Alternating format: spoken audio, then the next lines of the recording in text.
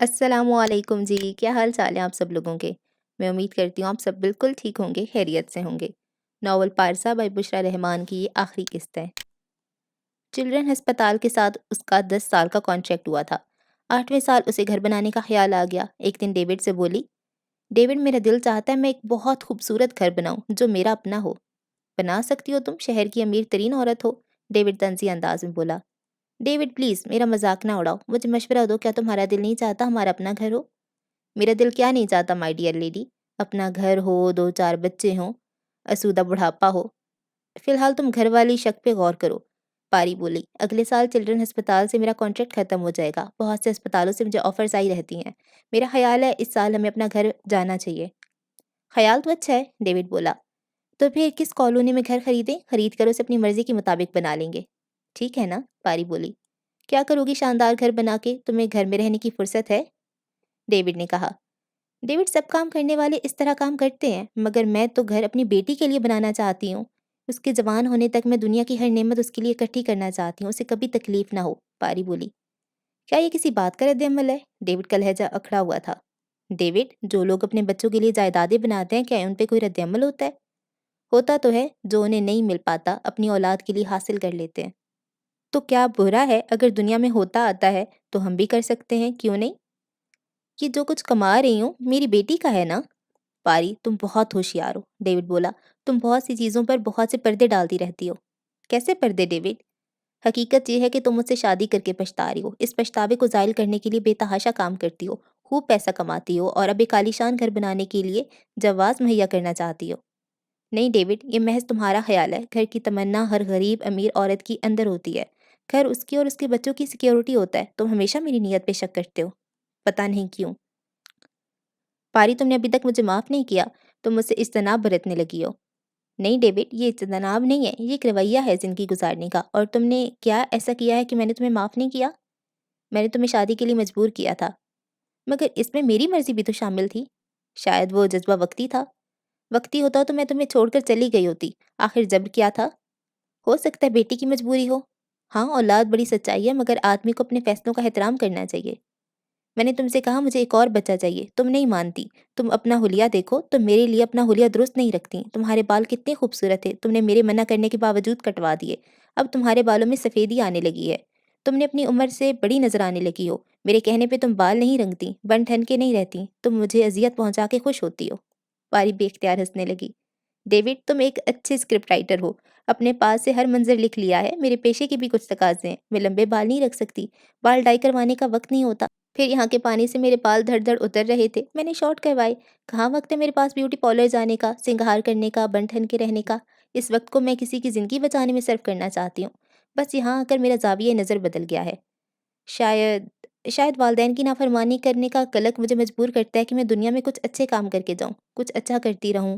David, یقین کرو بعض دفعہ تم بڑی دل آزاری کی بات کر جاتے ہو، میں برداشت کر لیتی ہوں، تمہیں معاف کر دیتی ہوں، شاید میں نے اپنے آپ کو معاف نہیں کیا، شاید مجھے اندر ہی اندر کوئی احساس جرم رہتا ہے، اب بتاؤ اس میں میرا کیا قصور ہے؟ نہیں پاری، تم نے مجھے معاف نہیں کیا، تم مجھے بھی سزا دے رہی ہو، تم نے گھر کے اندر اپنی ایک الگ سی دنیا بسا لی ہے، تم نے جان بوجھ کر اپنے پیشے سے عشق کیا تاکہ رقابت میں مرتا رہوں، مجھے کہیں پیچھے چھوڑ دیا، اب مڑ کر دیکھنا بھی گوارا نہیں کرتی۔ میں معافی چاہتی ہوں ڈیوڈ اگر تمہیں ایسا کوئی تاثر ملا، لیکن کچھ چیزیں میرے اختیار میں نہیں ہیں، میں واقعی اس دنیا سے دور ہو گئی ہوں، شاید تمہیں بیویوں والا سکھ نہیں دے سکی ڈیوڈ، نہ جانے مجھے کیا ہو گیا ہے۔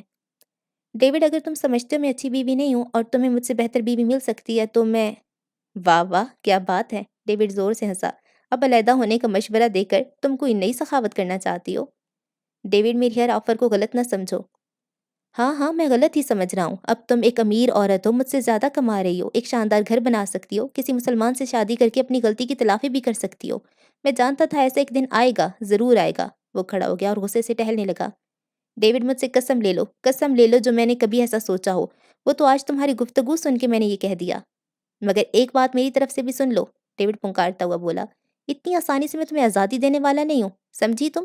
یوں بھی میری ممی نے مجھے قسم دے رکھی ہے اور میں اپنی ماں کی قسم کا احترام آخری دم تک کروں گا۔ کیا قسم دی تھی، میں بھی تو سنوں، پاری بولی۔ بس اب بات کو نہ بڑھاؤ، یہیں ختم کر دو، ڈیوڈ ضد ہو کر بولا۔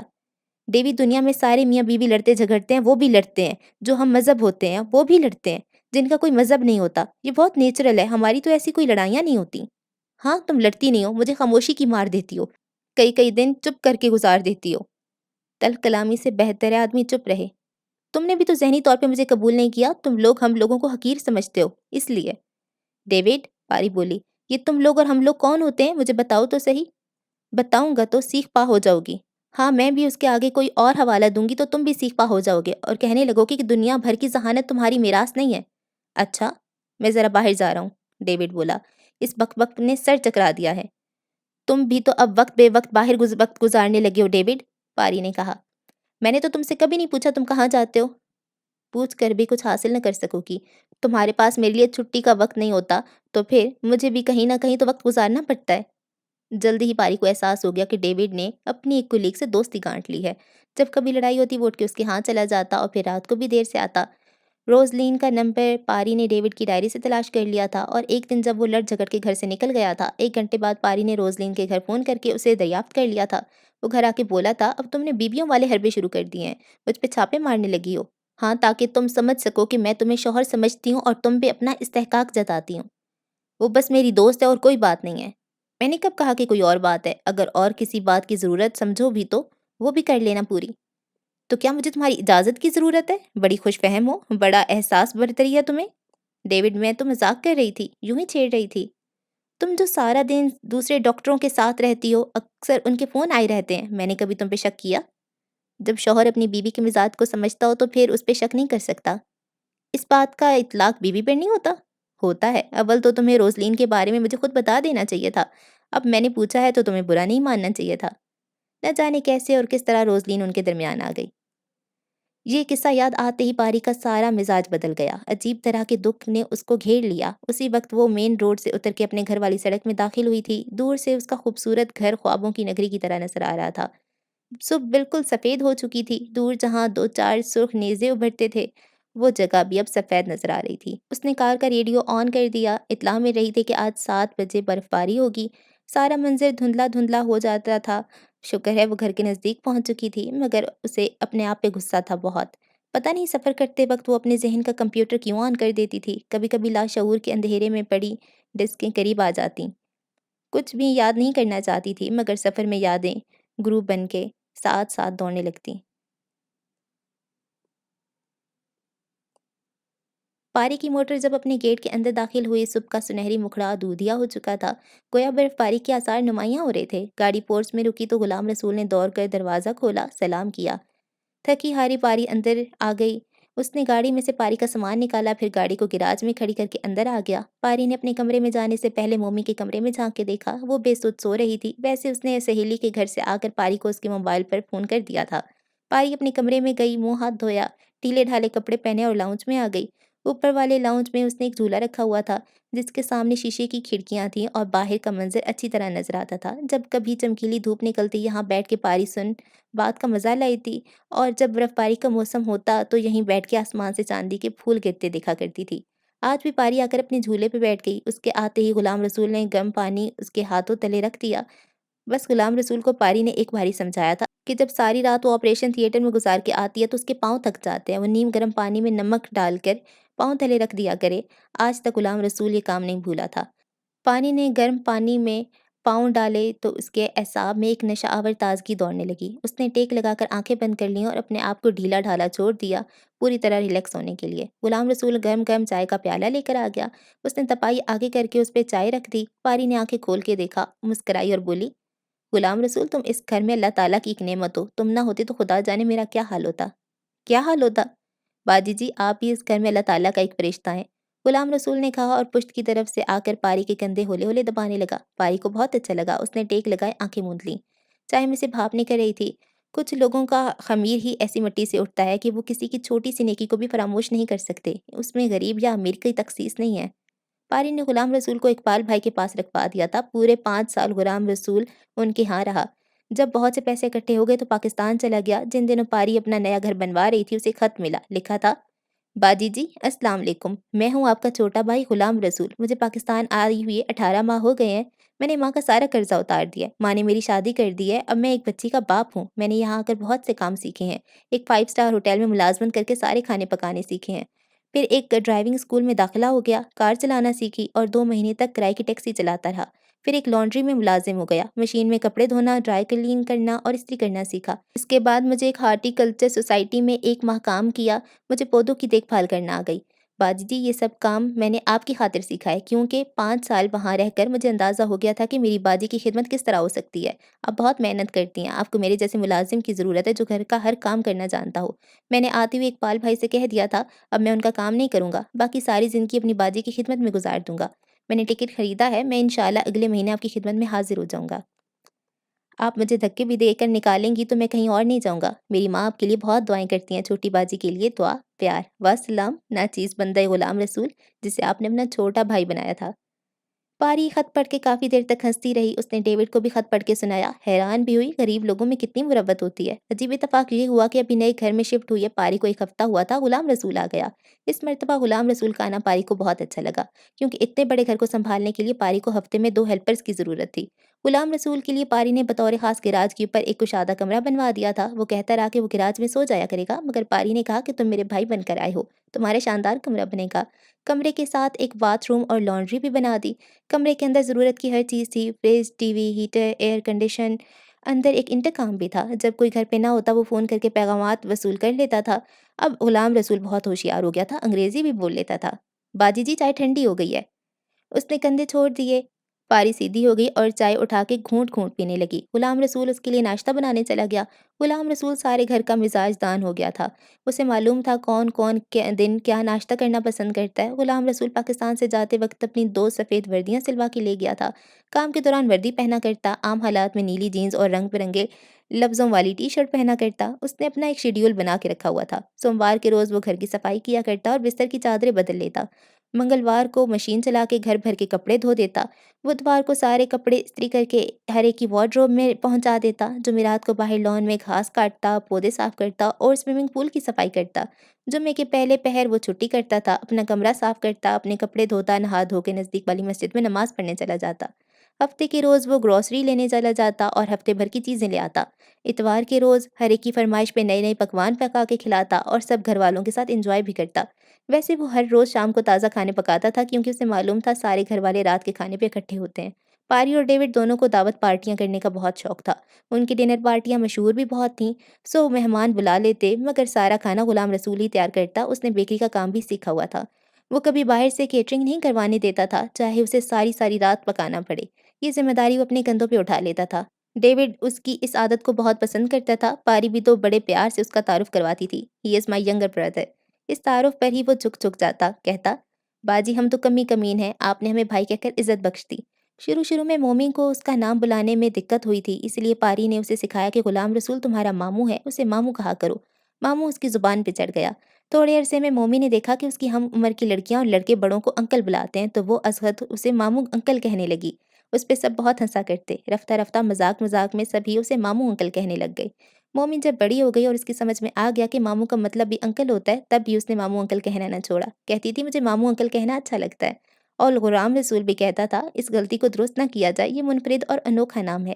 غلام رسول ہر 2 سال کے بعد پاکستان جاتا تھا، کبھی کبھی پاری کہتی اب تمہارے 4 بچے ہو گئے ہیں غلام رسول، اپنی بیوی بچوں کو یہاں لے آؤ، تو وہ کہتا نہ باجی جی، ہماری عورتیں گاؤں میں ہی ٹھیک رہتی ہیں، دوسری جگہ جا کے سر درد بن جاتی ہیں، میں اسے پیسے بھیج دیتا ہوں، اب تو گھر بھی بنا کے دے آیا ہوں، بس میں نے اسے تاکید کر دی کہ بچوں کو ضرور پڑھائے۔ یہ تم نے اچھا کیا غلام رسول۔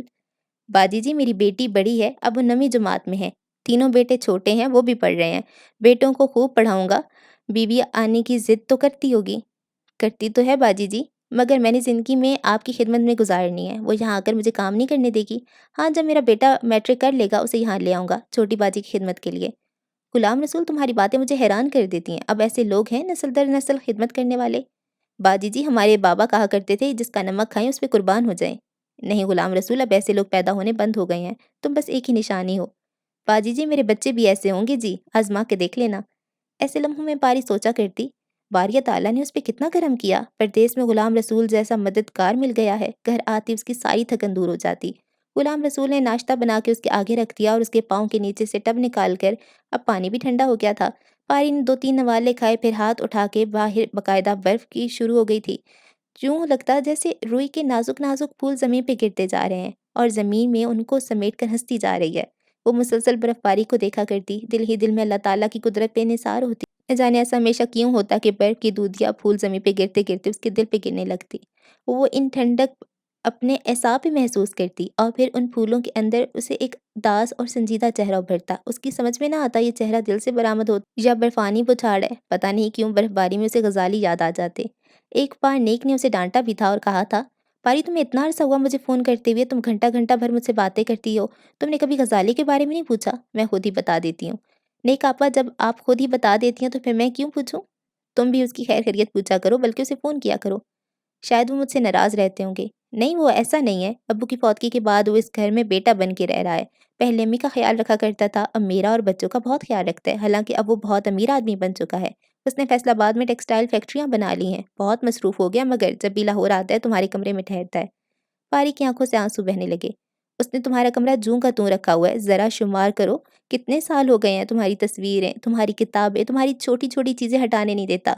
उसका बस चले तो बिस्तर की चादर भी ना बदलने दे। रोते-रोते पारी बोली, "बस करो आपा, मैं किस मुँह से उसे फ़ोन करूँ? तुम कम से कम उसे शादी करने पे तो मजबूर करो। हम सब तो कह-कह थक गए हैं, वो मेरी बात मान लेंगे। तुम कहकर तो देखो, तुम बात तो करो उससे, तुम्हारी उससे लड़ाई तो नहीं?" "नहीं आपा, मुझ पे तो उनके एहसान है, मगर शर्मिंदगी के मारे फ़ोन नहीं करती। मैं तुम्हारे फैसलाबाद दफ्तर का फ़ोन दे देती हूँ, ज़रूर बात करना।" पारी ने नंबर लिख लिया। बहुत दिनों की सोचो विचार के बाद पारी ने अपनी हिम्मत को मुजतमा किया और फ़ोन कर दिया। पारी ने नंबर मिलाया, मिल गया। किसी ने रिसीवर उठा लिया। पारी ने लरजती हुई आहिस्ता आवाज़ में कहा, "हेलो।" उधर से किसी ने झट कहा, "पारी, कैसी हो?" जैसे किसी जादूगर ने आब हयात छिड़का और पत्थर में तब्दील हो जाने वाले इंसान उठ खड़े हुए। इस तरह पारी के सारे जज्बे जाग उठे। कितने अरसे के बाद उन्होंने पारी कहा और अपने उसी अंदाज में कहा। पारी पिघलने लगी। "कैसे भांप लिया कि मैं पारी हूँ?" वो बोली। "एक अंदाज़ा गलत हो गया तो क्या अब सारे अंदाज़े गलत होंगे? ये तुमने क्यों सोचा पारी?" पारी की आंखें आंसुओं से भर गईं। वो कमज़ोर होती जा रही थी। पता नहीं दिल के कितने गम पोशीदा थे, जो एक ही आवाज़ सुन के छलक जाना चाहते थे। "मैंने आपा से बात होती रहती है।" पारी ने यूं ही बात जारी रखी। "नेक आपा मुझे बताती रहती हैं, तुम्हारी बेटी की बहुत बातें बताती हैं। डेविड कैसा है?" पारी की खामोशी से उकताकर उन्होंने पूछा। "ठीक है," वो आहिस्ता से बोली। "सुना है तुम बहुत ही मशहूर और मारूफ डॉक्टर बन गई हो। तुम्हारे चर्चे पाकिस्तान तक आ रहे हैं। मुझे खुशी होती है दुनिया के जंगल में तुमने अपने आप को गुम नहीं किया। आपकी दुआओं से।" पारी की आवाज़ टूट गई। "मैं तो कभी दुआ नहीं करता।" वो हंसने लगे। "मुझे क्या पता दुआ क्या होती है? मैं तो सिर्फ तकदीर का ताबे हूँ।" पारी को खौफ आने लगा। शायद वो बात जारी ना रख सके, इसलिए जल्दी से बोली, "ग़ज़ाली, आपने अब तक शादी क्यों नहीं की?" ये कोई पूछने वाली बात है?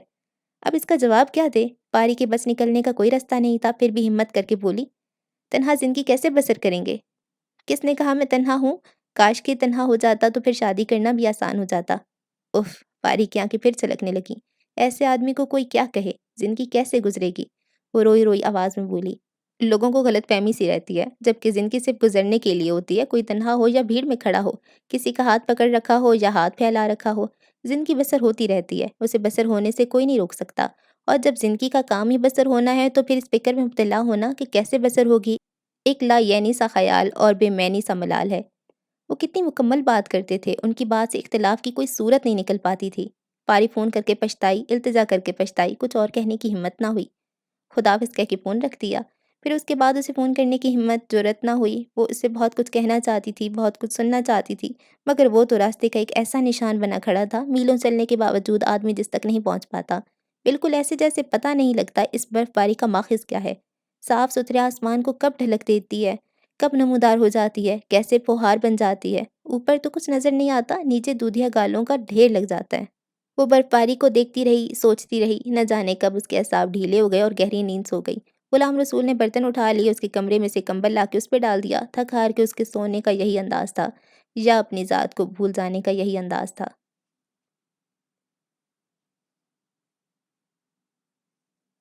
डेविड घर में दाखिल हुआ, मोमी दौड़ के उससे लिपट गई। उसके लंबे-लंबे बालों ने डेविड का घेराव कर लिया। "पापा, जाइए, मैं आपसे नहीं बोलती। इस हफ्ते भी आप टूर पे चले गए।" "अरे!" डेविड ने मोमी को अपने पहलू में समेट लिया। "भई मैं तो एक ग्रैंड गाला डिनर का एहतमाम करने में मसरूफ़ था। मेरी लाडली और प्यारी और अनोखी और ज़हीन तरीन बेटी ने ग्रेजुएशन कर ली और पूरी क्लास में टॉप किया है। हमारे तो ख़ानदान के लिए ये बड़ा एज़ाज़ है, बल्कि ये एज़ाज़ पूरे पाकिस्तान का है।" मोमी हँसने लगी। "पापा बड़े चालाक हैं।" "नहीं तो।" डेविड ने जेब से एक कार्ड निकाला। "देखो, मैंने तुम्हारी कामयाबी को सेलिब्रेट करने के लिए ये कार्ड डिज़ाइन किया है।" मम्मी कार्ड लेकर देखने लगी। पापा इसमें आपने ये क्यों लिखा है कि हमारी 19 साला बेटी ने बड़े शानदार नंबरों से ग्रेजुएशन कर ली? तुम्हें मालूम है इतनी छोटी उम्र में कम लोग ग्रेजुएशन करते हैं। मैंने एक नई तर्ज का कार्ड बनाया, अगर तुम पसंद कर लो तो कल सपने को दे दूंगा। डिनर में एक हफ्ता रह जाएगा। उनकी आवाज़ सुनकर पारी अपनी कमरे से निकल आई। क्या हो रहा है मुझे बताए बगैर चुपके चुपके? माँ देखो, पापा मेरी ग्रेजुएशन को सेलिब्रेट कर रहे हैं। अब तक वो दोनों मियाँ बीवी मोमी की सालगिरह का जश्न मनाते आए थे। इस साल में एक मरतबा बहुत ग्रैंड डिनर होता था। इस मरतबा उन्होंने सालगिरह के जश्न में कामयाबी का जश्न मनाने का फैसला कर लिया। वो तीनों बैठ के प्रोग्राम बनाने लगे। फिर गुलाम रसूल को भी शामिल किया गया, क्योंकि जब अपने दोस्तों और मोमी की सहेलियों की फहरिस्त मुरतब की गई तो 95 मेहमान बन गए। गुलाम रसूल ने हामी भर ली कि वो सारे मेहमानों का खाना हस्बे साबिक खुद ही बनाएगा, बस उसे मेन्यू समझा दिया जाए। चारों ने मिलकर मेन्यू बनाया, कार्ड को फाइनल किया और लाउंज में बैठ के गपबाजी करने लगे। पापा, मम्मी बोली, अब आप ये नौकरी छोड़ दें जिसमें आप 2 रातें बाहर रहते हैं। आप फ्राइडे नाइट को जाते हैं और संडे आफ्टरनून में आ जाते हैं। मुझे छुट्टी के दिन आपका बाहर रहना अच्छा नहीं लगता। मेरी जान, इस नौकरी पर मुझे तुम्हारी माँ ने लगाया है। उससे पूछो कि उसने ऐसा क्यों किया। मामा, वो पारी की तरफ मुड़ी। आपने ऐसा क्यों किया? मैं बताता हूँ, डेविड खुद ही बोला। तुम्हारी माँ ने जब अपना दायरा फैलाया तो उसे हफ्ते और इतवार को भी काम मिलने लगा। वो चूंकि खुद घर नहीं आती थी, इसलिए मुझे भी इस रास्ते पे लगा दिया। क्यों मामा? मोमी ने पूछा। पारी खामोशी से मुस्कुराती रही। अच्छा, मेरी अपनी माँ को गौर से देखो और मुझे भी देखो और बताओ, हम दोनों में से ज़्यादा स्मार्ट और ज़्यादा यंग कौन लगता है? मोमी गौर से देखने लगी, फिर बोली, पापा, आप एकदम स्मार्ट, फिट और यंग लगते हैं। मामा, आप पापा के सामने बूढ़ी लगने लग गई हैं। देखिए ना, उसने माँ का चेहरा ऊपर उठाया। देखे ना पापा को। मामा, आप अपना ख्याल क्यों नहीं करती? तेरी मामा सिर्फ डॉलरों में फंसी हुई है। देखो, इसके सारे बाल सफ़ेद हो गए हैं। देखो, इसके हाथों की खाल खिंच गई है। जब तुम्हारी माँ ही इतनी स्मार्ट नहीं होगी तो छुट्टी के दिन घर आके क्या करूँगा? नहीं पापा, मम्मी बोली, मैं यूनिवर्सिटी ज्वाइन करने से पहले मामा को ब्यूटी पार्लर ले जाऊँगी। फेस लिफ्टिंग कराऊँगी, एक्सरसाइज करवाऊँगी, उनके बाल डाई कराऊँगी। उफ़, बिल्कुल अप टू डेट कर दूँगी। पापा, फिर तो आप घर पे रहेंगे ना? हाँ भई, जिसकी बीवी खूबसूरत होती है वही अपने घर वापस आता है। मगर तुम्हारी माँ मानेगी नहीं। मानेगी। मम्मी ने उठ के माँ की गर्दन में बाहें डाल दीं। मामा प्लीज़, मेरी पार्टी से पहले अपने बाल ज़रूर डाई करवा लो। देखना, तुम इनसे कहीं ज़्यादा यंग और स्मार्ट लगोगी। पारी बस मुस्कुराती रही। मामा, प्रॉमिस करो ना? नहीं मम्मी, पारी हंस के बोली, मैं तुम्हारे पापा से बूढ़ी लगना चाहती हूँ। वो ज़्यादा यंग और ज़्यादा स्मार्ट नजर आएं। क्यों क्यों मामा? मम्मी मचलने लगी। ज़्यादा स्मार्ट नजर आएंगे तो दूसरी औरतें उनको देखेंगी। उस पे डेविड ने एक जोरदार कहका लगाया और ये कहकर उठ गया, मैं ज़रा शॉवर लेकर कपड़े तब्दील कराऊं। वो चला गया तो मम्मी अपनी माँ के पहलू में घुसकर बैठ गई और बोली, मामा सच बताएं ना, आप इतनी बोर क्यों हैं? आप तो लिपस्टिक भी नहीं लगाती, ना अपना ख्याल रखती हैं। आपको इतने मोटे शीशों की ऐनक लग गई है। बस सारा वक्त अस्पताल और ऑपरेशनों में डूबी रहती हैं। इसीलिए मम्मी, मैंने तुम्हें डॉक्टर नहीं पढ़ाई। ये पेशा होता ही ऐसा है। इस पेशे को अपनी खुशियाँ और ख्वाहिशें देनी पड़ती हैं, तभी आपको कामयाबी मिलती है। इसको इख्तियार करना तो आपके इख्तियार में होता है, इसको छोड़ना और इसकी तरफ तवज्जो कम करना आपके इख्तियार में नहीं होता। मामा, आप भी थोड़ा एन्जॉय किया करें, छुट्टी किया करें, पापा को तवज्जो दिया करें। तुम जो हो पापा का ख़्याल रखने के लिए, पारी ने कहा।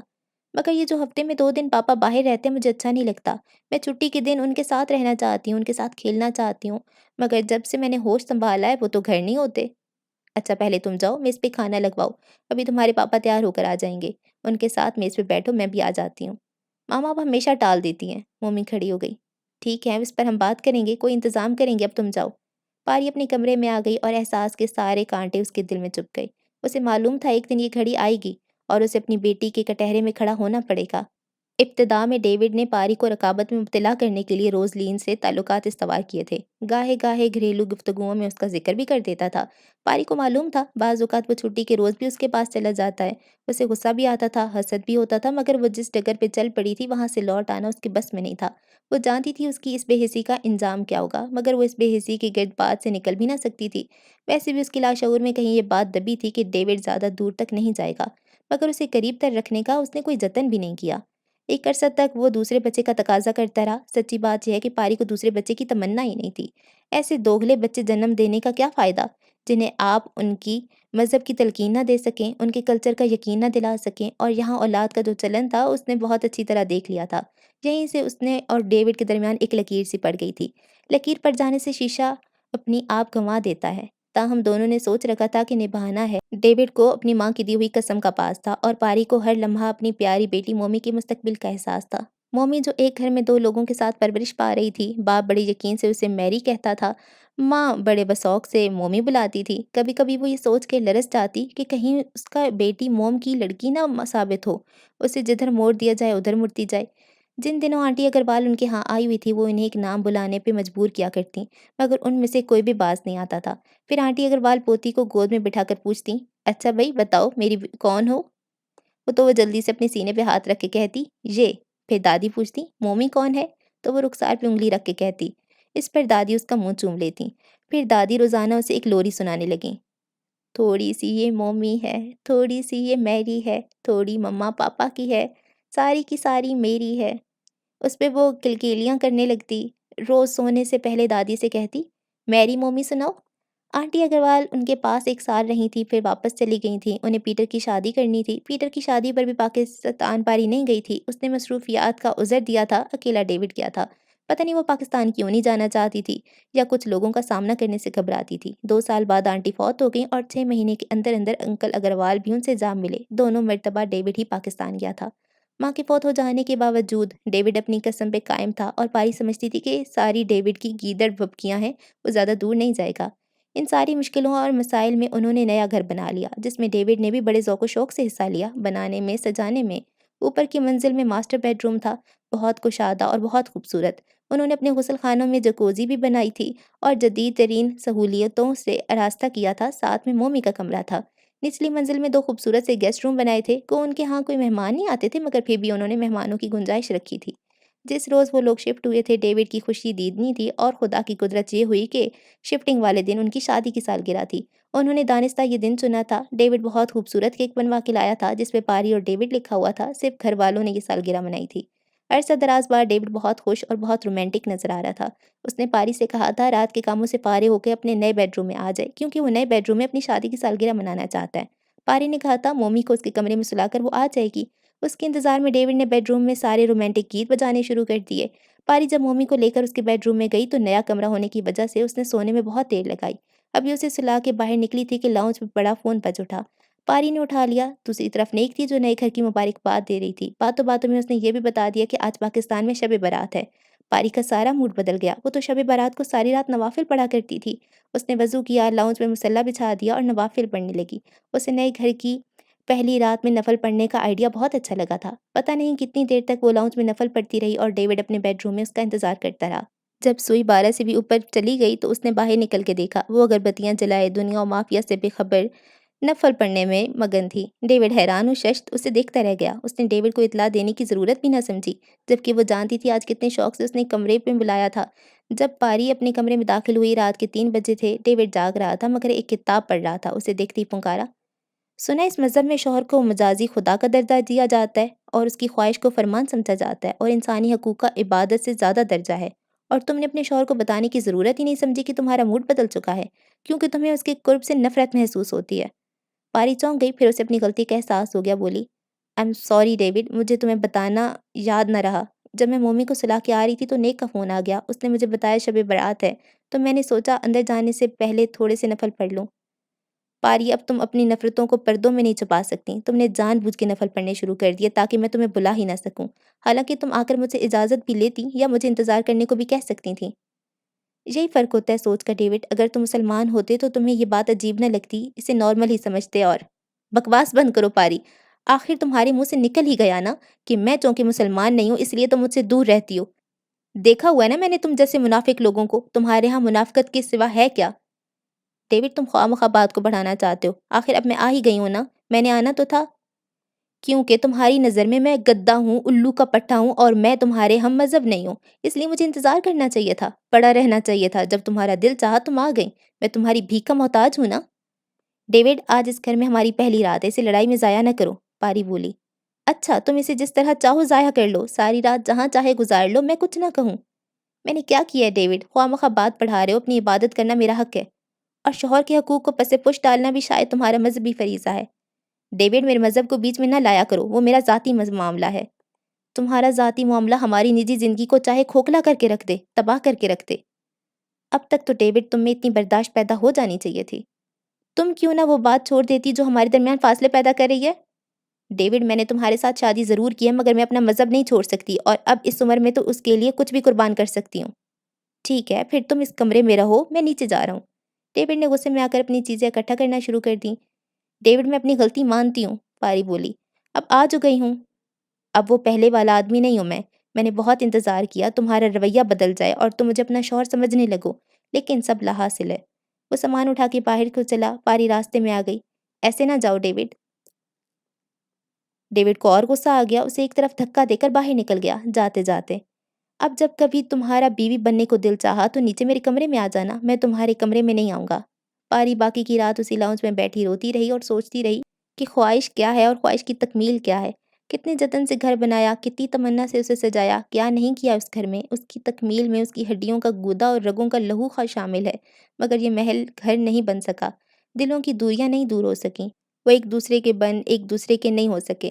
یوں زندگی پتھر اور کنکریٹ کے درمیان بھی گزر ہی جاتی ہے۔ 12 سال ہو گئے تھے شیشے اور کنکریٹ میں رہتے ہوئے۔ جب پاری کافی دن تک ڈیوڈ کے کمرے میں نہیں گئی تو اس نے اپنی راتیں باہر گزارنا شروع کر دیں۔ اس نے اسے صاف کہہ دیا تھا کہ وہ ایک نارمل زندگی گزارنے والا مرد ہے، وہ اسے آسودگی عطا نہیں کرے گی تو اسے کسی اور کی آغوش کا سہارا لینا پڑے گا۔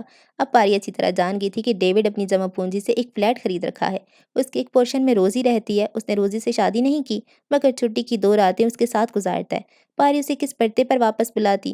پاری کے اندر بھی تو ایک گرہ پڑ گئی تھی، اسے ایسا لگتا جیسے اس کا جسم مر چکا ہے، بس اس کے اندر روح زندہ ہے اور اس کی روح اس کے آدرش نے زندہ رکھا ہوا تھا۔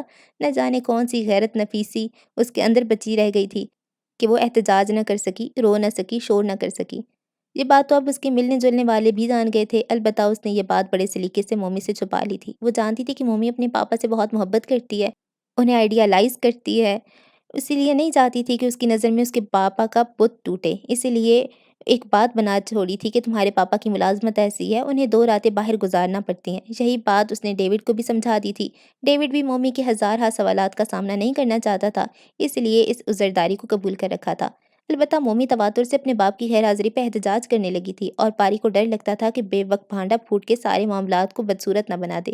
چاہتی تھی کہ کسی دن آرام سے بیٹی کو سمجھا دے، آخر اب وہ جوان ہو گئی تھی، مگر اسے کوئی موقع مناسب نہیں لگ رہا تھا۔ آج پھر وہ لاؤنج میں بیٹھی سوچ رہی تھی کہ اپنی بیٹی کو کس طرح بتائے کہ اس نے یہ سنیاس کیوں لیا، کیوں اپنی ذات سے بے نیاز ہو گئی، کیوں اپنے حلیے کی پرواہ نہ کی، کیوں اپنے اوپر صدیوں کی تھکن طاری کر لی۔ کوئی نازک سی شے دل کے اندر ٹوٹ گئی تھی۔ وہ اپنے آپ کو خود سزا دینا چاہتی تھی، خود سولی پہ لٹکانا چاہتی تھی، ورنہ سکتی تھی کہ جان تو اپنی بیٹی میں اٹکی تھی۔ پھر اس نے آدرش کی ڈگر پہ قدم رکھ دیا، اپنے آپ کو انسانیت کے لیے وقف کر دیا، اپنی ساری زندگی اللہ تعالیٰ کی مخلوق کے نام لگا دی۔ جب چل پڑی تو پھر راستے ویران ہونا تھے۔ آدرش تو تن من کی قربانی مانگتے ہیں۔ جس زمین میں شوق کا پودا اگتا ہے اسی زمین میں کبھی خوشی کا پھول نہیں کھلتا۔ وہاں دھوپ بھی شوق کی ہوتی ہے اور چھاؤں بھی شوق کی ہی ہوتی ہے۔ ایک ڈگر دوسری ڈگر کو کاٹتی ہے۔ وہ کیا کرتی؟ سارے زمانے سے تو لڑ سکتی تھی، اپنی ذات سے نہیں لڑ سکتی تھی۔ اس کے کلیجے سے ایک آہ نکلی، ماں میں نے تیرا دل دکھایا تھا، میرا دل کبھی سکھی نہیں رہے گا۔ جب اس پر پچھتاووں کا حملہ ہوتا تو اسے کیا کیا نہ یاد آتا، اپنے بچپن کی سہیلیاں، اپنے ماں باپ، اپنی اکلوتی بہن، عزیز و اقارب، حتیٰ کہ ہمسائے تک یاد آتے۔ اب تو یادوں کی اس کہکشاں میں اقبال بھائی اور سونو بھابھی بھی شامل ہو چکے تھے۔ 5 سال پہلے اقبال بھائی کی ہارٹ سرجری ہوئی تھی، باقی عمر سکون سے گزارنے کے لیے وہ سونو کو بھی اب لے کر وطن واپس چلے گئے۔ لڈو یعنی عمران سنگھ پائلٹ بن گیا تھا۔ سونو بھابھی نے جانے سے پہلے اس کی شادی اپنی بھانجی سے کر دی تھی۔ اسے تھائی ایئر میں ملازمت مل گئی تھی اور وہ مستقلاً تھائی لینڈ میں رہائش پذیر ہو گیا تھا۔ البتہ لاٹو چھوٹا والا جس کا نام مکران سنگھ تھا، والدین کے لیے ہمیشہ مسئلہ بنا رہا۔ بڑی مشکل سے ڈاکٹری کا امتحان پاس کیا مگر ایک جگہ ٹک کر نہیں رہ سکتا تھا۔ والدین فارمیسی اسٹور اسے دے گئے تھے مگر ان کے جانے کے بعد ہی اس نے ایک امریکن سیلز گرل سے شادی کر لی اور فارمیسی بیچ کے نیو یارک چلا گیا۔ کچھ عرصہ تک ان لوگوں کی ہاں خط اور کارڈ آتے رہے، پھر دونوں طرف خاموشی چھا گئی۔ ایسا ہی ہے یہ زندگی کا دورہ، لوگ ملتے ہیں بچھڑنے کے لیے، ایک گھر آباد ہوتا ہے بکھر جانے کے لیے۔ نہ ماں باپ سدا سلامت رہتے ہیں، نہ اولاد ان کی چھایا میں رہنا پسند کرتی ہے۔ جب خواب دیکھنے کی عمر آتی ہے تو ان کے راستے جدا ہو جاتے ہیں، ایک کبھی نہ ختم ہونے والا چکر چل رہا ہے۔ پھر بھی ساری دنیا اولاد کے پیچھے دیوانی ہے، پھر بھی اولاد ہی اس دنیا کی سب سے بڑی سچائی ہے، اور اس سے بڑی سچائی یہ ہے کہ ماں باپ کی قدر بھی ان کے مرنے کے بعد ہی آتی ہے۔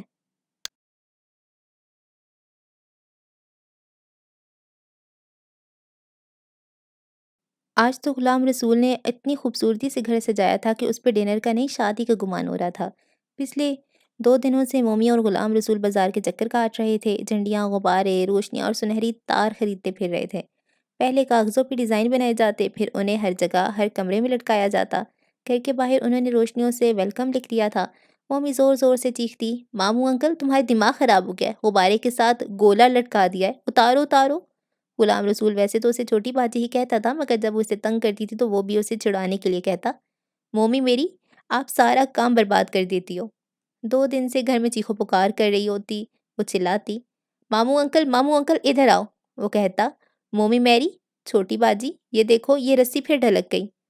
پاری باہر نکل کر کہتی، تم لوگ اتنا چلاتے کیوں ہو؟ ایک دعوت کیا ہو رہی ہے؟ طوفان آ رہا ہے۔ بس باجی جی آپ چپ کر کے بیٹھ جائیں، گھبرائیں نہ، خوشی کے کاموں میں چیخنا چلانا پڑتا ہے، ماموں انکل ہے نا۔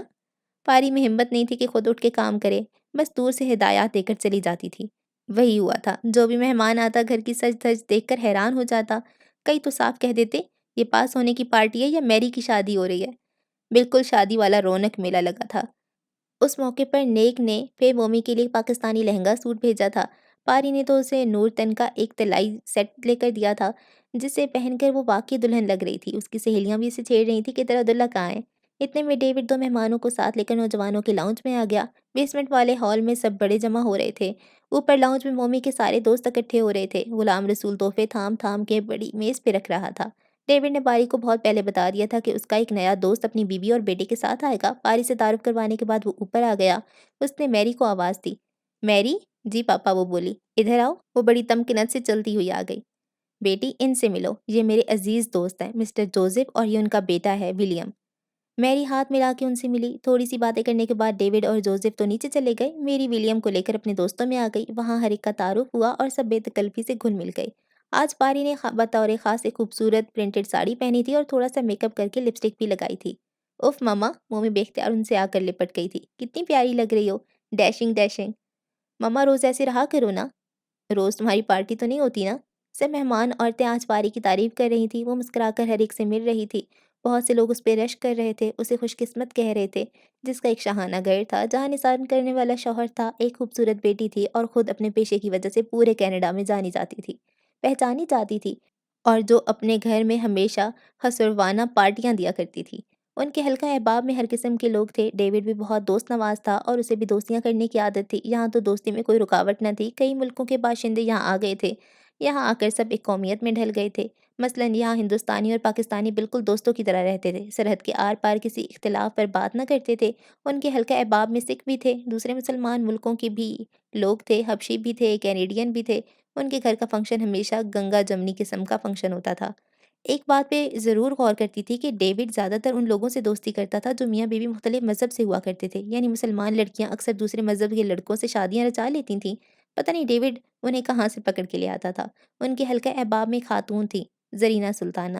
اس کے والدین پہلے کینیڈا آ گئے، یہاں پلی پڑی، پھر ماں باپ سے بغاوت کر کے اس نے اٹلی کے ایک لڑکے سے شادی کر لی تھی۔ 1 سال بعد اسے طلاق لے کر ایک سکھ لڑکے کے ساتھ رہنے لگی۔ اس کے ساتھ نہ بنی تو پھر جمیکا کے باشندے کے ساتھ رہنے لگی۔ آج کل وہ ایک چینی کے ساتھ دیکھی جا رہی تھی۔ ویسے وہ بڑی سمارٹ عورت تھی، ایک لمحہ کے لیے سگریٹ منہ سے نہ ہٹاتی تھی۔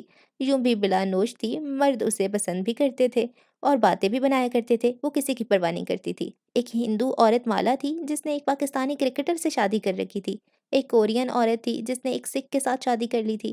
ایک بہت ہی خوبصورت سکھ عورت تھی جس نے مصری مسلمان سے شادی کی ہوئی تھی، اور ان سب کے بچے بھی تھے۔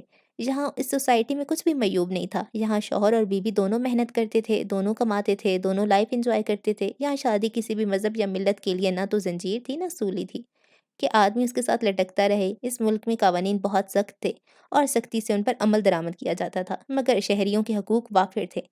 ہر فرد کو اپنی نجی زندگی میں اپنی مرضی کے مطابق گزارنے کی پوری آزادی تھی۔ ہر کوئی شادی کرنے میں آزاد تھا اور اس توق کو گردن سے اتار پھینکنے میں بھی آزاد تھا۔ پاری اور ڈیوڈ سب مہمانوں کو ریسیو کر رہے تھے۔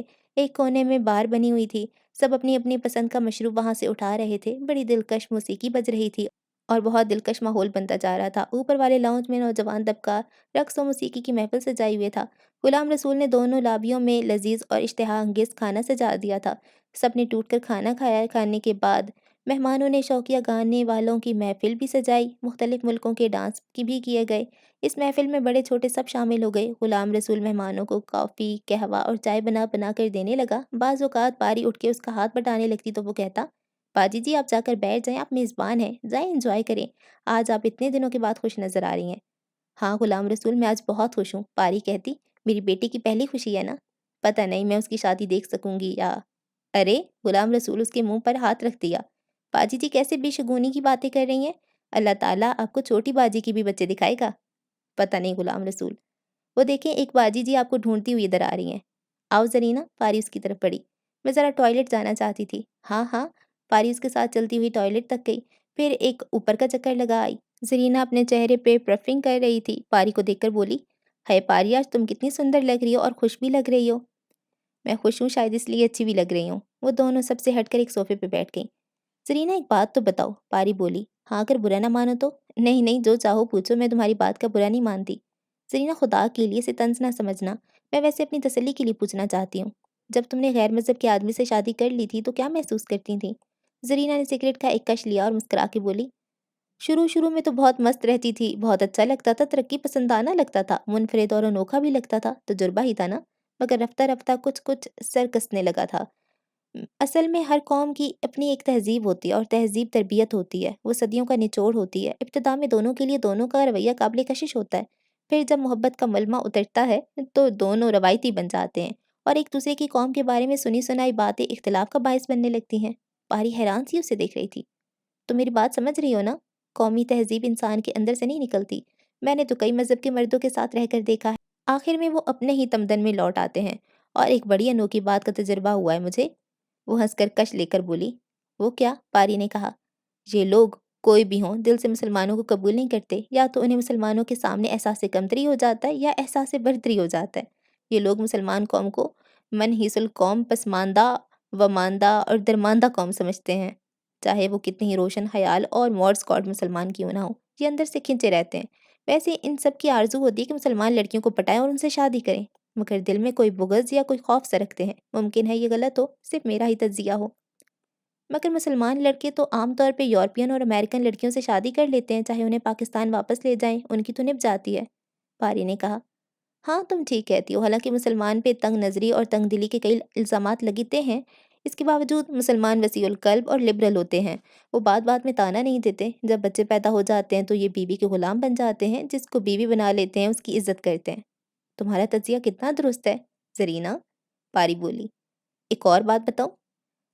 अगरचे मैं लोगों के सामने इसका एतराफ़ नहीं करती, मगर तुम्हारे सामने कह सकती हूँ, मुसलमान औरत को किसी भी दूसरे मज़हब के मर्द से शादी नहीं करनी चाहिए, चाहे उसके इश्क में डूब क्यों ना जाए। क्यों? पारी का चेहरा बुझ गया। मैं नहीं जानती क्यों, मगर ये मेरा तजुर्बा है। ये जो कलमा होता है ना, कलमा, ये अंदर से नहीं निकलता। जवानी का थोड़ा-सा मौसम बगावत में गुज़र सकता है, मगर कलमा रूह को बेचैन रखता है। पारी, ज़री तुम यहाँ बैठकर क्या खुसर-पुसर कर रही हो? आंटी कोको लंगड़ाती हुई उस तरफ आ रही थी। पारी जल्दी से खड़ी हो गई। क्या बात है, दोनों कोई नोट्स कंपेयर कर रही हो? आंटी ने तंज़न कहा। आंटी बूढ़ी सी हो गई थीं, एक पाँव से ज़रा लंगड़ाने लगी थीं, मगर उनकी बातों में फ़र्क नहीं आया था। अंकल राज को कॉलेज हो गया था, वो बिस्तर पे रहते थे। उनकी बड़ी बेटी प्रियंका एक अमेरिकन के साथ अमेरिका भाग गई थी। 2 साल बाद फिर आ गई। यहाँ आकर एक सिख से शादी कर ली, फिर उससे भी तलाक ले ली थी। अब कहीं अलहदा फ्लैट लेकर रहती थी। और छोटी बेटी अपर्णा तो अरसा हुआ घर से निकल गई थी। अपने बॉयफ्रेंड के साथ अलग अपार्टमेंट लेकर रहती थी। माँ बाप को नहीं मिलती थी। आंटी ने मिठाई की दुकान बेच दी थी, अब सिर्फ खुद मुलाजमत करती थीं। जब भी डेविड से मिलती थीं, हमेशा कहती थीं, डेवी अगर तुम प्रियंका से शादी कर लेते तो वो कभी तबाह ना होती। अब भी कभी ख़्याल आ जाए तो। आंटी ये क्या कह रही हैं? प्रियंका तो मुझसे इतनी छोटी है, डेविड हमेशा कहता, और फिर आप पारी के सामने तो ऐसे ना कहा करें। पारी तुम्हें क्या समझती है? तुम तो पागल हो, उसने तो कभी तुम्हें अपना शौहर नहीं समझा, कितनी हक़ारत से देखती है तुम्हें। असल में पारी और डेविड के दरमियान ज़्यादातर गलतफ़हमियाँ आंटी ने ही पैदा की थीं। वो शुरू दिन से पारी से चिढ़ती थी। फिर जिस रफ्तार से उसने तरक्की की थी और खूबसूरती से जिस मकाम पे पहुँच गई थी, वो आंटी को बहुत खलता था। जब भी मिलती, जब भी आती, नफ़ा का कोई छछूंदर ज़रूर छोड़ जातीं। आज की इतनी रंग भरी महफ़िल देखकर अंदर से तो जल ही गई थीं। फिर पारी के पास आकर बोलीं, भई कुछ अनाउंस करना है तो कर दो, वरना हम लोग जाएँ। अनाउंस? पारी हैरान हुई। इस पार्टी में अनाउंसमेंट की क्या ज़रूरत है? ये तो मोमी की ग्रेजुएशन करने की पार्टी है। अच्छा, आंटी नाक चढ़ाकर बोलीं। कोई कह रहा था तुम अपनी बेटी की मंगनी का ऐलान करने वाले हो। आंटी जी, अभी तो हमारी बेटी छोटी है, फिर मंगनी के ऐलान नहीं हुआ करते। जब करनी हो कर देते हैं। अच्छा, फिर वो लड़का कौन था जिसके साथ मैरी नाच रही है? पारी ने नज़र उठाकर देखा, वो गालबन विलियम था। ये विलियम है, पारी बोली। डेविड के एक दोस्त का बेटा है, ये लोग आज पहली दफ़ा आए हैं। अच्छा, यूँ लग रहा है जैसे वो मैरी का पुराना दोस्त है। अच्छा ख़ैर, पुराना होता क्या देर नहीं लगती। मेरा ख़्याल है मैरी उसे पसंद करती है, उसके साथ मंगनी कर दो। पारी को उनका ये मशवरा और ये अंदाज़ बहुत बुरा लगा। وہ زیادہ ان کے منہ نہیں لگنا چاہتی تھی، وہاں سے کھسک گئی۔ اب پارٹی اپنے عروج پہ آ رہی تھی۔ پہلے تو سارے معمر جوڑوں نے ڈانس کیا، ضعیف لوگوں کو بھی فلور پہ کھڑا کیا گیا۔ اس کے بعد نوجوانوں کی باری آئی۔ رات کو 2 بجے تک یہ ہلا گلا ہوتا رہا۔ پھر ایک ایک کر کے مہمان رخصت ہوئے۔ غلام رسول بھاگ بھاگ کر چیزیں سمیٹ رہا تھا۔ پاری بھی ایک عرصہ بعد اس طرح خوش ہوئی تھی۔ ایک طویل عرصے بعد اس نے یہ خوشی دیکھی تھی۔ مومی نے اپنی ماں کے گلے میں باہیں ڈال کے اسے پیار کیا اور کہا، ماما تھینک یو ویری مچ، آج کی شادی پارٹی کو میں ہمیشہ یاد رکھوں گی۔ میری فرینڈز بہت امپریس ہو گئی ہیں۔ اور پاپا؟ دوڑ کر اس نے پاپا کے گلے میں باہیں ڈال دیں۔ تھینکس پاپا، اس چھٹی کی رات آپ ٹور پہ نہیں گئے اور یہ ڈنر ایک بھرپور پارٹی میں بدل گیا۔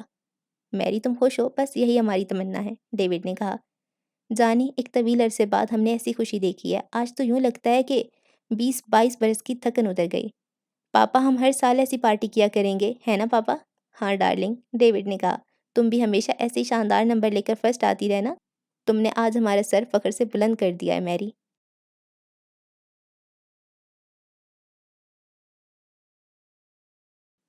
مومی نے گریجویشن کرتے ہی ساؤتھ ایشیا ریسرچ سینٹر اور اسٹڈی سرکل میں داخلہ لے لیا تھا۔ وہ جنوبی ایشیا کے ملکوں پہ ریسرچ کرنا چاہتی تھی اور ان کی سائیکی جاننا چاہتی تھی۔ ڈیوڈ نے بہت کہا کہ وہ فائن آرٹس ایسے کسی مضمون میں ایم اے کر لے، اپنے آپ کو تردد میں نہ ڈالے، زندگی میں آسانیاں پیدا کرے۔ دراصل ڈیوڈ نہیں چاہتا تھا کہ میری اپنی ماں والی شوق اور لگن کی راہ اختیار کرے۔ اگر میری مانی ہی نہیں، وہ کہنے لگی، میں جاننا چاہتی ہوں ان ملکوں کو تیسری دنیا کیوں کہا جاتا ہے؟ یہ اتنے پسماندہ کیوں ہیں؟ سارے زمینی وسائل ہونے کے باوجود یہ ملک بڑی طاقتوں کے مقروض کیوں ہوتے ہیں؟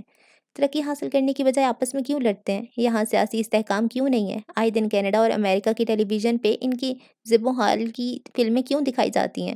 وہ ایم اے کر کے ان ملکوں میں جانا چاہتی تھی، خصوصیت سے وہاں کی عورتوں کی حالت بہتر بنانے کے لیے کچھ کرنا چاہتی تھی۔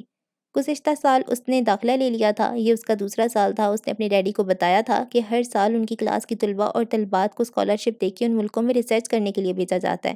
جب اس کی باری آئے گی وہ پاکستان اور بنگلہ دیش جانا پسند کرے گی۔ ڈیوڈ نے صاف کہہ دیا تھا کہ جب تک وہ 21 برس کی نہیں ہو جاتی اسے تنہا سفر کرنے کی اجازت نہیں دی جا سکتی۔ پچھلے سال جب اس نے اپنی 20ویں سالگرہ منائی تھی تو پاری اور ڈیوڈ نے اسے اپنے علیحدہ کار لے دی تھی۔ اب وہ یونیورسٹی میں اپنی کار پہ ہی جاتی تھی۔ آج اس وقت وہ ایئرپورٹ پہ کھڑی اپنی ماں کا انتظار کر رہی تھی۔ پاری پچھلے 3 ہفتوں سے کیلیفورنیا گئی ہوئی تھی۔ وہاں اس نے 2-4 آپریشنز بھی کرنے تھے اور مختلف ہسپتالوں میں بچوں کی بیماریوں پہ لیکچر بھی دینا تھا۔ یوں وہ ہر رات سونے سے پہلے انٹرنیٹ پہ مومی سے بات کر لیتی تھی۔ پاری جب ایئرپورٹ سے نکل کر باہر آئی تو مومی نے محسوس کیا کہ وہ کچھ کمزور اور بیمار لگ رہی تھی۔ مومی آگے بڑھ کے ماں کو ملی، سامان پکڑ کر موٹر میں رکھا۔ پاری آگے بڑھ گئی، اس نے کار سٹارٹ کی اور پوچھا، ماما اب مجھے کچھ کمزور اور بیمار لگ رہی ہیں، کیا وہاں کام زیادہ کیا یا دل نہیں لگا؟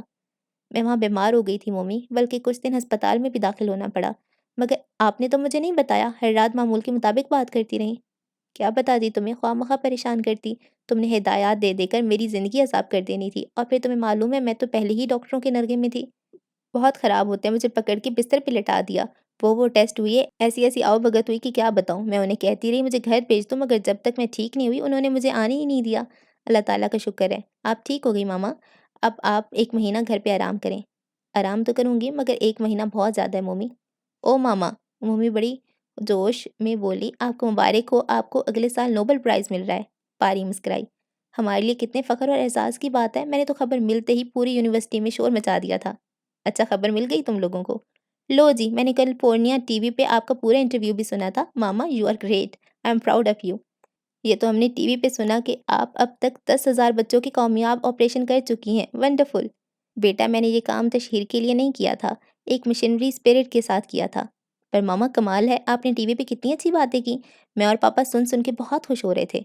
پاپا نے سنا تھا انٹرویو؟ ہاں ماما، پاپا ہی نے تو مجھے آ کر بتایا تھا کہ آج رات تمہاری ماما ٹی وی پہ آ رہی ہیں، آپ نے تو بتانا پسند ہی نہ کیا۔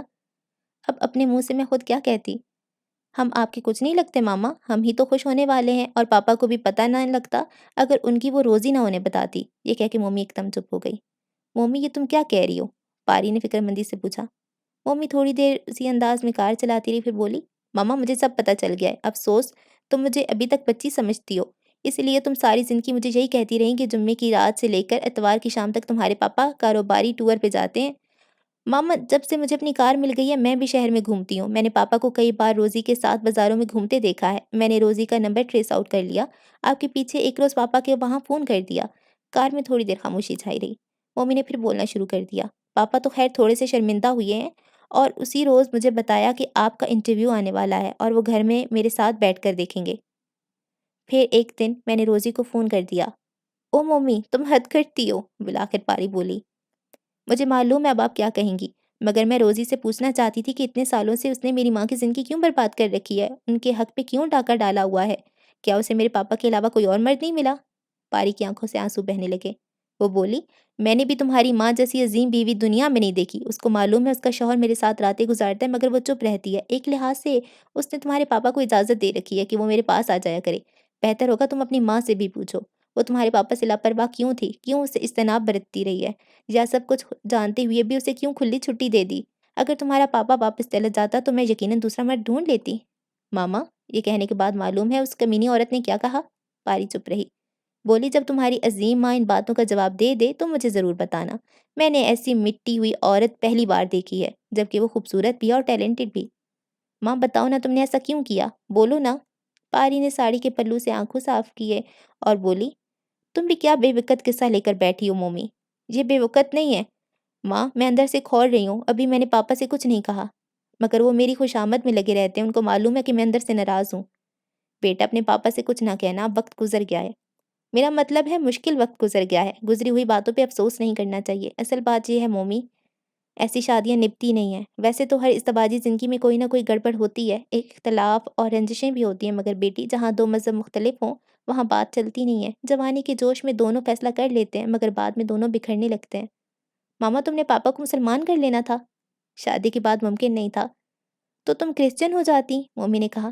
تم کیا جانو کلمہ اندر غل مچائے رکھتا ہے، جس کسی نے بھی یہ کلمہ پڑھ لیا وہ کوئی دوسرا مذہب اختیار نہیں کر سکتا۔ میرے اندر سے ایک لمحے کے لیے بھی کلمہ نہیں نکلا۔ کیا بتاؤں تجھے کیا ہوتا رہا میرے اندر۔ اندر کی آوازوں سے بچنے کے لیے میں اپنے پیشے میں ڈوب گئی۔ تمہارے پاپا اور بچے چاہتے تھے مگر ایسی شادیوں میں بچے مشکل میں پھنس جاتے ہیں۔ ایک بچے کو تو سنبھالا جا سکتا ہے، زیادہ بچوں کے ساتھ کئی مسائل شروع ہو جاتے ہیں، خاص طور پہ اگر بیٹا ہو۔ بس یہیں سے تمہارے پاپا کا میرے ساتھ اختلاف شروع ہوا تھا۔ ماں تم دونوں علیحدگی اختیار کر کے پھر اپنی زندگی شروع کر لیتے۔ نہیں میری بچی، میں تمہیں تقسیم نہیں کر سکتی، تمہاری خاطر اس زندگی سے سمجھوتا کیے رکھا۔ اب بھی ایک گھر میں رہتے ہوئے تمہاری دو شخصیتیں بن رہی ہیں، تمہارا باپ تمہیں میری کہتا ہے، میں تمہیں مومی کہتی ہوں۔ تمہیں عجیب تو نہیں لگتا؟ نہیں ماما، شروع میں لگتا تھا، جب وجہ میری سمجھ میں آ گئی تو اب بالکل اچھا لگتا ہے، لیکن تم فکر نہ کرو، میری دوہری شخصیت نہیں ہے۔ یونیورسٹی میں صرف مریم پارسا ہوں۔ مومی اپنے گھر کے گیٹ کے اندر داخل ہوئی۔ سامنے پورچ میں ڈیوڈ کھڑا تھا۔ مومی بیٹا، اب اپنے پاپا کے سامنے کوئی بات نہ کرنا، ٹھیک ہے؟ مومی نے پورچ میں کار روکی۔ ڈیوڈ نے بڑھ کے دروازہ کھولا اور بولا، ویلکم ہوم، ہماری ہیروئن آ گئی۔ پاری ہنستی ہوئی اتری۔ ڈیوڈ بولا، تم نے شہر میں ہمارا نام اونچا کر دیا پاری، میں تو دفتر میں مبارکباد وصول کر کر کے تھک گیا ہوں۔ وہ تینوں صدر دروازے سے اندر داخل ہوئے۔ سامنے میز پہ ایک بہت بڑا بوکے پڑا تھا۔ ڈیوڈ نے اٹھا کے کہا، یہ تمہاری نظر ہے پاری۔ پاری بوکے پکڑ کے ہنسنے لگی۔ عجیب سلوک ہو رہا ہے آج میرے ساتھ، میرے گھر والوں کو کیا ہو گیا؟ ماما بہت کم خوش نصیب ہوتے ہیں جن کی قدر گھر والے بھی کرتے ہیں۔ ٹھہریں جی ٹھہریں، غلام رسول دوڑتا آیا۔ اس کے ہاتھ میں گلابوں کے پھولوں کا لمبا ہار تھا۔ یہ ہار کہاں سے لائے غلام رسول؟ ڈیوڈ نے پوچھا۔ کہاں سے لانا تھا جی، جس دن سے باجی جی کے ایوارڈ کی خبر سنی ہے اپنے گارڈن کے پھول جمع کرتا رہا، صبح بیٹھ کے ہار پرو دیا جی۔ غلام رسول نے آگے ہو کر ہار پاری کے گلے میں ڈال دیا۔ ہمارے ہاں تو جی ہار گلے میں ڈال کے مبارکباد دیتے ہیں، ہم نے پاکستانی طریقے سے مبارکباد دینا تھی۔ پاری ہار اتارنے لگی تو اس نے کہا، باجی جی ابھی نہ اتارے، میں ایک تصویر بنا لوں پہلے۔ مومی بولی، میں اپنے کیمرے سے تصویر بناؤں گی، سب بیٹھ جائیں۔ ماموں انکل تم بھی بیٹھ جاؤ۔ سب نے باری باری پاری کے ساتھ بیٹھ کے تصویریں بنوائیں۔ پاری تھکتے ہوئے انداز میں بولی، لگتا ہے میری کوچ کا وقت قریب آ گیا ہے، گھر والے پھول پہنانے لگے ہیں۔ باجی جی منہ سے اچھی باتیں نکالیں۔ غلام رسول کھڑا ہو گیا۔ میں نے آپ کا منہ میٹھا کرنے کے لیے رس ملائی بنائی ہے، لاتا ہوں۔ وہ دوڑ کے کچن میں چلا گیا اور پاری نے ہار اتار کے میز پہ رکھ دیا۔ ماما ایک بات کان کھول کے سن لیں، ایوارڈ کی تقریب میں اور پاپا آپ کے ساتھ جائیں گے، پھر میں ٹی وی کو اپنے تاثرات دوں گی اور لوگوں کو بتاؤں گی کہ میری ماما کیا چیز ہے۔ کیا خبر تمہیں ایوارڈ لینے جانا پڑے، یہ کہہ کے پاری اپنے کمرے میں چلی گئی۔ مومی اور ڈیوڈ معنی خیز انداز میں ایک دوسرے کو دیکھنے لگے۔ ماما نے کیا کہا پاپا؟ شاید وہ بہت تھکی ہوئی ہیں، جاؤ کمرے میں جا کے اس کی ہیلپ کرو، ڈیوڈ نے کہا۔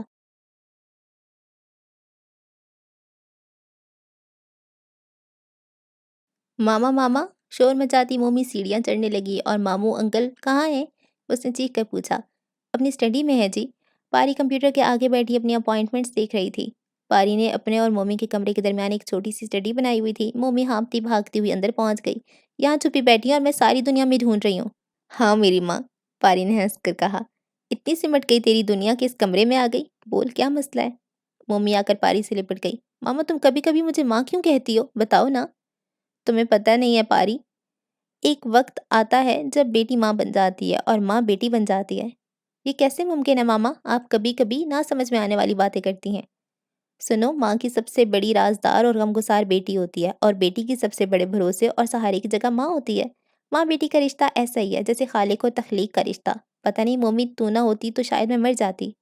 ماما کچھ عرصے سے تم بڑی مایوسی کی باتیں کرنے لگی ہو، میں نے منع کیا تھا نا؟ اچھا سنو، میں تمہاری ماں اسی لیے کہتی ہوں کیونکہ تمہاری شکل بالکل میری امی پر ہے۔ اس کا مطلب ہے آپ کی امی بہت خوبصورت تھیں۔ شیطان، گدی، شریر، پاری نے ایک چپت ماری۔ اپنی مطلب کی بات بڑی جلدی سمجھ میں آ جاتی ہے۔ ایک اور بات بھی ہے مومی، جس رات تم پیدا ہوئیں اسی رات میری امی فوت ہو گئیں۔ مجھے ایسے لگا جیسے تم نے میری ماں کی جگہ لے لی ہے، اس لیے میں کبھی کبھی تمہیں دلار سے ماں بھی کہتی ہوں۔ اوکے ماں، اوکے۔ اوہو، اب میں کیا کروں گی؟ اوکے بیٹی اوکے۔ پھر دونوں کہکے لگا کر ہنسنے لگیں۔ اسی وقت ڈیوڈ اندر داخل ہوا تھا اور سیڑھیاں چڑھ کے اوپر آ رہا تھا۔ ماں بیٹی کی ہنسی کی آواز سنی تو وہیں دروازے میں رک گیا۔ مومی اور پاری کی اس کی طرف پیٹھ تھی، اس لیے انہیں ڈیوڈ کی آمد کا پتہ ہی نہ چلا۔ مومی بولی، ماما میں تو آپ کو خوشخبری سنانے آئی تھی۔ پتہ ہے یہ میرا فائنل ایئر ہے نا، مجھے ریسرچ کرنے کے لیے پاکستان بھیجا جا رہا ہے، 3 ماہ کے لیے اسکالرشپ بھی ملے گا۔ تم نے پاپا سے پوچھا؟ پاپا کو تو میں نے یونیورسٹی سے ہی فون کر دیا تھا اور یہ بھی بتا دیا تھا کہ اب میں 21 سال کی ہونے والی ہوں۔ پھر انہوں نے کیا کہا؟ پاری نے پوچھا۔ انہوں نے پاکستان جانے کی اجازت تو دے دی، مگر ساتھ میں ایک اور بھی بات کہہ دی ہے۔ کیا بات کہہ دی؟ ماما وہ ولیم ہے نا، پاپا کہتے ہیں اس کے بارے میں اپنا فیصلہ بتاتی جاؤں۔ کیسا فیصلہ؟ پاری بولی۔ ماما وہ پچھلے 2 سالوں سے مجھے مل رہا ہے، وہ میرا اچھا فرینڈ ہے۔ جب آپ ٹور پر جاتی ہیں تو وہ میرا بڑا خیال رکھتا ہے، اس کی ممی پاپا بھی بہت اچھے ہیں۔ مگر کیا؟ پاری نے پوچھا۔ مگر میں اس کے ساتھ شادی نہیں کروں گی۔ کوئی خاص وجہ؟ بس ماما، پاپا نے پہلے بھی مجھے کہا تھا کہ میں اسے اس نظر سے دیکھوں۔ پاری کو دکھ ہوا کہ ڈیوڈ نے اس بات میں اسے شامل نہیں کیا تھا۔ میں نے اس کے ساتھ خوب گھوم پھر کر بھی دیکھا، وہ بڑا عام سا لڑکا ہے، وہ امپریس نہیں کرتا، فیسینیٹ نہیں کرتا۔ ممی ضروری نہیں ہے جو امپریس نہ کرتے ہوں وہ اچھے شوہر نہ بن سکتے ہوں، تم اسے ابھی اور دیکھو۔ اور کیا دیکھوں ماما، 2 سال تو ہو گئے ہیں اس سے ملتے ہوئے، اسے دنیا کا کچھ پتہ نہیں ہے، اس کے اندر سپارک نہیں، وہ ایک بندی ٹکی زندگی کا قائل ہے، اپنے گھر سے باہر اسے کچھ پتہ ہی نہیں، اس کا کوئی آدرش نہیں، اس کی کوئی خاص خواہش نہیں، وہ میرے ساتھ شادی بھی اس لیے کرے گا کہ اس کے والدین کی یہ تمنا ہے۔ یہ تو عجیب باتیں نہیں ہیں، شادی کے لیے سیدھے سادے مرد ہی اچھے ہوتے ہیں۔ نہیں ماما، اب تم دوست بن کے نہیں ماں بن کے بات کر رہی ہو، تمہیں پتہ ہے اگر دل نہ مل سکیں تو شادی بیکار ہو جاتی ہے۔ پھر بھی مومی اتنی جلدی انکار کرنے کی ضرورت نہیں، ابھی اور سوچ لو، تمہارے پاپا کی یہ خواہش ہے۔ اور آپ ماما، آپ میرے بارے میں کوئی آرزو نہیں رکھتی؟ مجھے صرف تمہاری خوشی درکار ہے مومی۔ پاری کھڑی ہو گئی۔ میں ذرا کمپیوٹر میں اپنے اگلے ہفتے کے پروگرام دیکھنے بیٹھی تھی، تم نے مجھے باتوں میں لگا لیا۔ ماما کبھی تو سنجیدگی سے میری بات بھی سنا کرو، مومی نے کہا۔ جو ہی پاری کھڑی ہوئی اسے دروازے میں ڈیوڈ نظر آیا۔ ارے ڈیوڈ کب آئے تم؟ وہاں کیوں کھڑے ہو؟ پاری بولی۔ کب سے کھڑا ہوں اور ماں بیٹی کی باتیں سن رہا ہوں اور اندر آ گیا۔ پاپا چپ کے باتیں سننا بہت برا ہوتا ہے، پتہ ہے آپ کو؟ مومی بھی کھڑی ہو گئی۔ مگر کبھی کبھی چپ کے سننے سے بڑا مزہ آتا ہے۔ میں کھانا رکھواتی ہوں، یہ کہہ کے پاری باہر نکل گئی۔ ہاں تو پاپا آپ نے ساری باتیں سن لی ہیں؟ مومی بولی۔ ساری تو نہیں، آخری بات سنی ہے۔ پھر تو آپ جان گئے ہوں گے پاپا میں ولیم سے شادی نہیں کروں گی۔ کیوں نہیں کرو گی؟ تمہارا ہم عمر ہے، اسمارٹ ہے، تعلیم یافتہ ہے، اچھی پوسٹ پر ہے اور تمہارا ہم مذہب بھی ہے۔ بس پاپا یہاں آپ غلطی کریں، میری نظر میں اس کی یہ خوبیاں نہیں ہیں۔ آپ زبردستی کریں گے تو میں اس سے شادی کر لوں گی اور ماما کی طرح کی زندگی گزار لوں گی۔ نہیں میری، میں تم پر کبھی زبردستی نہیں کروں گا۔ اچھا بتاؤ، ولیم کے بارے میں تمہاری ماما نے تو تمہارے کان نہیں بھرے؟ پاپا، مومی نے غصے سے گھور کے اسے دیکھا۔ کتنی دیر سے تو آپ دروازے میں کھڑے سن رہے تھے، ماما بیچاری کو تو آپ کی اس پروپوزل کا پتہ ہی آج لگا ہے۔ ڈیوڈ نے ان کی سب باتیں اپنے کانوں سے سن لی تھی، مگر پھر بھی تصدیق کے لیے اس نے یہ کہہ دیا تھا۔ ماما تو اب بھی کہہ رہی تھی کہ میں سوچنے میں تھوڑا اور وقت لے لوں۔ تو جلدی کیا ہے؟ ڈیوڈ نے کہا، ابھی تم نے پاکستان جانا ہے، اپنا تھیسس مکمل کرو۔ مگر آپ نے جو اسے امید دلا دی ہے، وہ بھی روز کہتا ہے پاکستان جانے سے پہلے ہماری منگنی ہو جانی چاہیے۔ پاپا میں اس قسم کا دباؤ پسند نہیں کرتی۔ میں اسے سمجھا دوں گا میری، آؤ کھانا کھائیں۔ تمہاری ماں کہہ گئی ہیں کہ وہ دونوں کمرے سے باہر نکل آئے، باتیں کرتی ہوئی سیڑھیاں اترنے لگے۔ پاپا میرا خیال ہے میں کسی مسلمان لڑکے سے شادی کروں گی۔ ڈیوڈ چونک گیا، بولا یہ تمہاری ماما نے کہا؟ نہیں پاپا، میں کوئی چھوٹی بچی ہوں، اب 21 برس کی ہو رہی ہوں۔ ہماری کلاس میں مختلف ملکوں کے مسلمان لڑکے بھی پڑھتے ہیں، وہ بہت مختلف نظر آتے ہیں۔ ان کا بیہیویئر سب لڑکوں سے مختلف ہوتا ہے۔ جو ہی انہیں پتہ چلتا ہے کہ میں مسلمان ہوں، وہ فوراً میرا احترام کرنے لگتے ہیں، بلکہ میری حفاظت کرنے لگتے ہیں۔ مجھے ان کی عادت بہت اچھی لگتی ہے۔ میری، تمہیں معلوم ہے نا تمہارے داخلوں کے پیپر میں تمہارا مذہب کرسچن لکھا ہوا ہے؟ میں جانتی ہوں پاپا، مگر آپ شاید نہیں جانتے کہ میں اندر سے مسلمان ہو چکی ہوں۔ کیسے میری؟ انٹرنیٹ پہ اسلام کے بارے میں لیکچر سن کے وہیں سے میں نے ترجمے کے ساتھ قرآن پڑھنا سیکھا ہے۔ میرا دل اسلام کی طرف دوڑ دوڑ کر جاتا ہے پاپا۔ دونوں ڈائننگ روم میں پہنچ گئے۔ میری کی باتیں سن کے ڈیوڈ دم بخود ہو گیا۔ اس نے اسے پاکستان جانے کی اجازت بھی دے دی تھی اور اب اسے روکنے کا کوئی جواز بھی نہیں مل رہا تھا۔ مومی کرسی پہ بیٹھ گئی۔ کھانا شروع کرنے سے پہلے بولی، ماما نے تو اپنی زندگی دوسروں کے لیے وقف کر رکھی ہے، کبھی انہیں فرصت نہیں ملی مجھے اسلام کے بارے میں کچھ بتائیں۔ انٹرنیٹ پہ ایک مصری مولانا آتے ہیں، مجھے ان کی باتیں بہت اچھی لگتی ہیں۔ ویسے پاپا آپ دونوں کو تعجب نہیں ہونا چاہیے، آدھی مسلمان تو میں پیدائش ہی تھی، باقی اب ہو گئی ہوں۔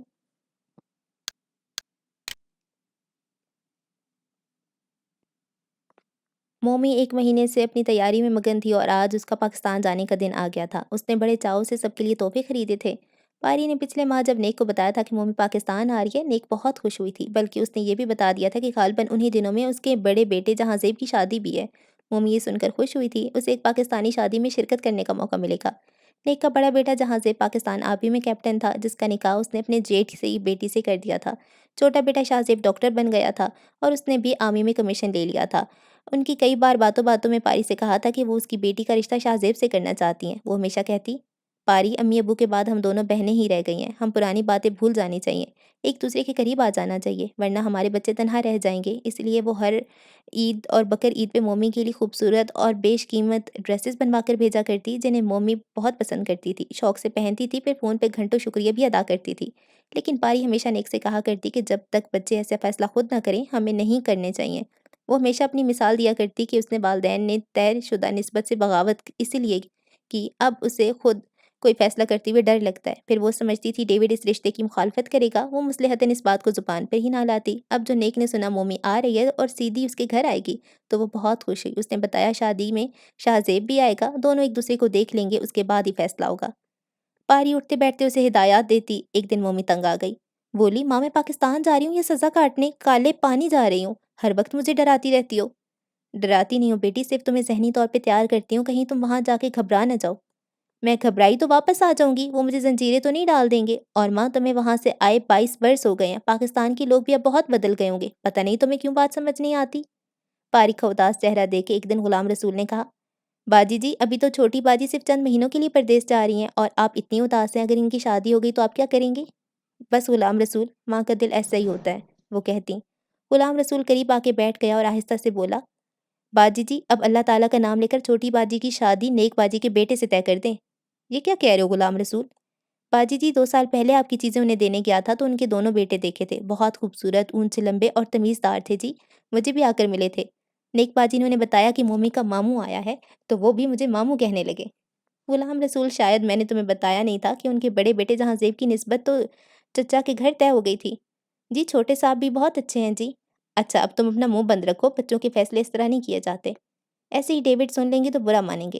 پاری نے دل پہ پتھر رکھ کے مومی کو پاکستان بھیج دیا تھا۔ ڈیوڈ نے بہت کہا تھا کہ تم بھی اس کے ساتھ چلی چلو اور نہیں تو 2 ہفتے وہاں رہ کے آ جاؤ، مگر پاری نے انکار کر دیا۔ اس نے کہا ماں باپ کے بعد وہاں جانے کا حوصلہ نہیں رہا۔ جاتے وقت پاری نے ہر ایک کے لیے اور نئی دلہن کے لیے تحائف خریدے اور پھر اپنے کمرے کا دروازہ بند کر کے اس نے مومی کو ایک نیلا لفافہ دیا تھا اور آزرانہ لہجے میں کہا تھا، وہاں میرا ایک رشتہ دار تمہیں ملے گا، اس کا نام غزالی ہے، یہ لفافہ اس کی امانت ہے، جاتے ہی اسے مت دے دینا، جب اس کے ساتھ اچھی طرح بے تکلفی ہو جائے تب اسے دینا، اس میں ڈالرز ہیں، اسے سنبھال کر رکھنا۔ مومی نے وہ نیلا بند لفافہ بہت احتیاط سے اپنے سوٹ کیس کی ایک تہہ میں رکھ دیا تھا۔ جب تک پاکستان پہنچ کے مومی کا فون نہیں آ گیا، پاری بے چین رہی، نہ اس نے کھانا کھایا نہ ہی آرام کیا۔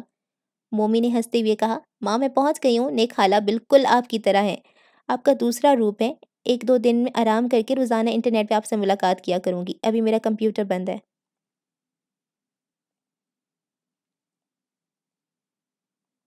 یوں تو پاری نے زندگی کی ہر سختی جھیل لی تھی، مگر جب سے مومی پاکستان گئی تھی یوں لگتا تھا پاری اندر سے ٹوٹ گئی ہے، جیسے ہار گئی ہے، جیسے تھک گئی ہے۔ کبھی کبھی اسے ایسا لگتا جیسے وہ زندگی بھر مومی سے نہ مل سکے گی۔ مومی گویا اس کے ہاتھ سے نکل گئی ہے، اس کی پہنچ سے نکل گئی ہے۔ فوراً اسے اپنے والدین کا خیال آ جاتا اور وہ لرز سی جاتی، جب وہ ان کے پہنچ سے نکل گئی ہوگی تو کس کس طرح وہ نہ تڑپے ہوں گے۔ وہ پچھتاؤں کی ایک ٹھنڈی جھیل میں اتر جاتی، جہاں چاروں طرف غبار ہی غبار ہوتا اور کسی طرف سے نکلنے کا راستہ نہ ملتا۔ اسے کبھی کبھی یوں محسوس ہوتا وہ یادوں کی شام میں گھر گئی ہے۔ شام بڑی بوجھل ہوتی ہے، اداس ہوتی ہے اور گریزاں بھی ہوتی ہے۔ اس مرتبہ اس نے عجلت میں ایک اور کام بھی کر ڈالا تھا جس کے بارے میں اس نے ڈیوڈ کو بالکل نہیں بتایا تھا۔ مومی کو ساتھ لے کر اپنے وکیل کے پاس گئی تھی اور اپنے گھر کی رجسٹری مومی کے نام کر دی تھی۔ نہ صرف یہی بلکہ اپنے ذاتی اکاؤنٹ میں مومی کا نام شامل کر دیا تھا اور بینک میں اپنا لاکر بھی مومی کے نام کر دیا تھا۔ مومی دستخط کرنے کے دوران بار بار احتجاج کرتی رہی اور کہتی رہی، ماما آپ ایسا کیوں کر رہی ہیں؟ تو وہ جواب دیتی، مومی یہ سب کچھ میں نے تیرے لیے بنایا تھا، اب تو 21 برس کی ہو گئی ہے، میں چاہتی ہوں تمہیں ان سب چیزوں کا شعور آئے اور تم ان کے انتظامات خود سنبھالنے کے قابل ہو جاؤ۔ پر ماما ابھی تو تم سنبھالو نا، ابھی تو مجھے پڑھنا ہے۔ اس سے کیا ہوتا ہے، تم شادی سے پہلے ان چیزوں کو اپنی ملکیت میں لے لو۔ واہ واہ، تاکہ کوئی بھی بندہ ان کی لالچ میں مجھ سے شادی کرنے پہ آمادہ ہو جائے۔ مومی تم اتنی نادان نہیں ہو کہ اپنا ساتھی منتخب کرنے میں غلطی کرو۔ ماں، مومی تھوڑی دیر چپ رہ کر بولتی، ماں میں نے سنا ہے جو غلطیاں مائیں کرتی ہیں انہیں بیٹیاں ضرور دہراتی ہیں۔ پاری کانپ گئی، خدا نہ کرے کبھی ایسی بات میں منہ پہ مت لانا، تمہارے پاپا اور میرا معاملہ کچھ اور تھا، وہ کوئی اور بات تھی، اللہ نہ کرے ہمارے حالات کی پرچھائیں تم پر پڑے۔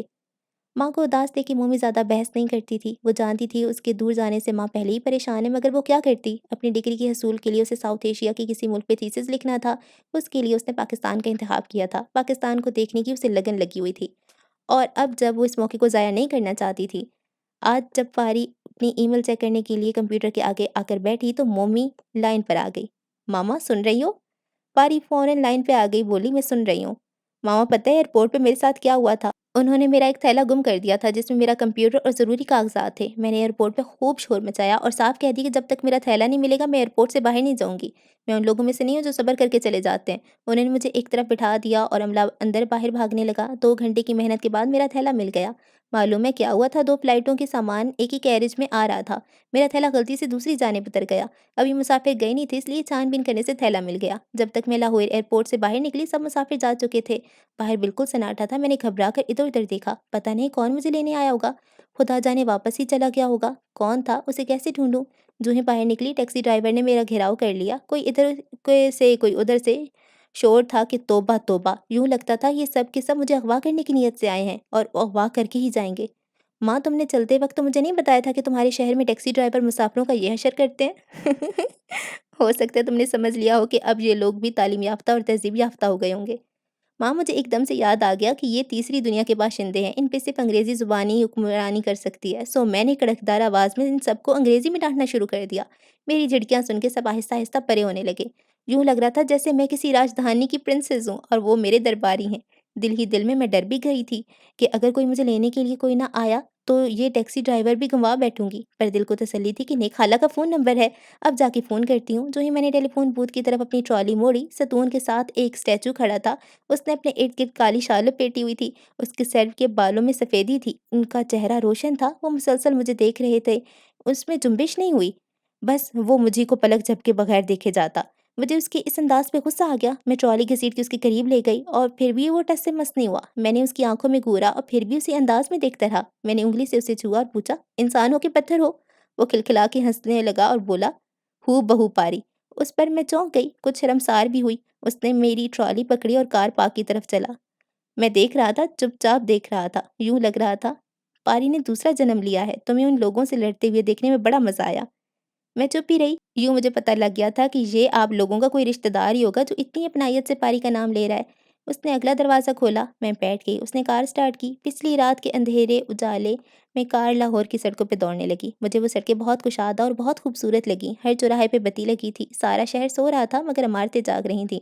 لاہور مجھے ترقی یافتہ لگا، میں نے پاکستان کے بارے میں کچھ اور ہی سنا تھا تم سے، مگر اس طرح غور و خوض اور دلچسپی سے باہر دیکھتا پا کر بولا، یہ شہر دن کے وقت زیادہ خوبصورت لگتا ہے، میں تمہیں دکھا دوں گا۔ میں نے پلٹ کر کہا، ابھی جو آپ نے شان بے نیازی دکھائی ہے وہی میرے لیے بہت ہے۔ وہ پھر زور سے ہنسا اور بولا، ہو بہو پاری۔ ماں میں کار کے اندر جو بھی بات کرتی ہنستی بولتی، بس یہی کہتا، بالکل پاری ہو پاری۔ وہی ہنسی وہی سٹائل۔ آخر میں مجھے غصہ آنے لگا، نہ تو وہ اپنا تعارف کراتا تھا نہ میرے بارے میں کچھ پوچھتا تھا۔ پھر ایک دم میں نے کہا، پاری کے دیوانے آگے بھی کچھ بول۔ اس نے ایک دم گاڑی روکی، میرا سر اپنے سینے سے لگا لیا اور بولا، میں غزالی ہوں۔ تھوڑی دیر تک اس کے کندھے سے لگی رہی، پھر میں نے اپنا سر چھوڑ دیا اور موٹر چلانے لگا۔ میں بھی کچھ شرمندہ ہو گئی، موٹر میں خاموشی چھائی رہی، باقی سارا راستہ خاموشی میں کٹا۔ میں کبھی کبھی مڑ کر اس کو دیکھ لیتی، ماں اس کی آنکھوں سے آنسو اس طرح نکل رہے تھے جیسے تسبیح ٹوٹ جاتی ہے اور اس کے دانے گرنے لگتے ہیں۔ ماں وہ عجیب آدمی تھا۔ خیر گھر جا کے اس نے میرا سارا پروگرام سن لیا اور کہنے لگا، اگرچہ پاری نے غیرت برتی ہے اور مجھے تمہاری ذمہ داری نہیں سونپی، مگر تم فکر نہ کرو، میں تمہیں سارا پاکستان دکھا دوں گا، تمہارے ساتھ بہتر اسٹاف لگا دوں گا اور تم جلد اپنا تھیسس مکمل کرو گی۔ مومی مجھے اپنے پروگرام کے بارے میں بتاتی رہنا۔ یہ کہہ کر مومی نے اپنی لائن آف کر دی اور پاری کئی گھنٹے گم سم بیٹھی رہی۔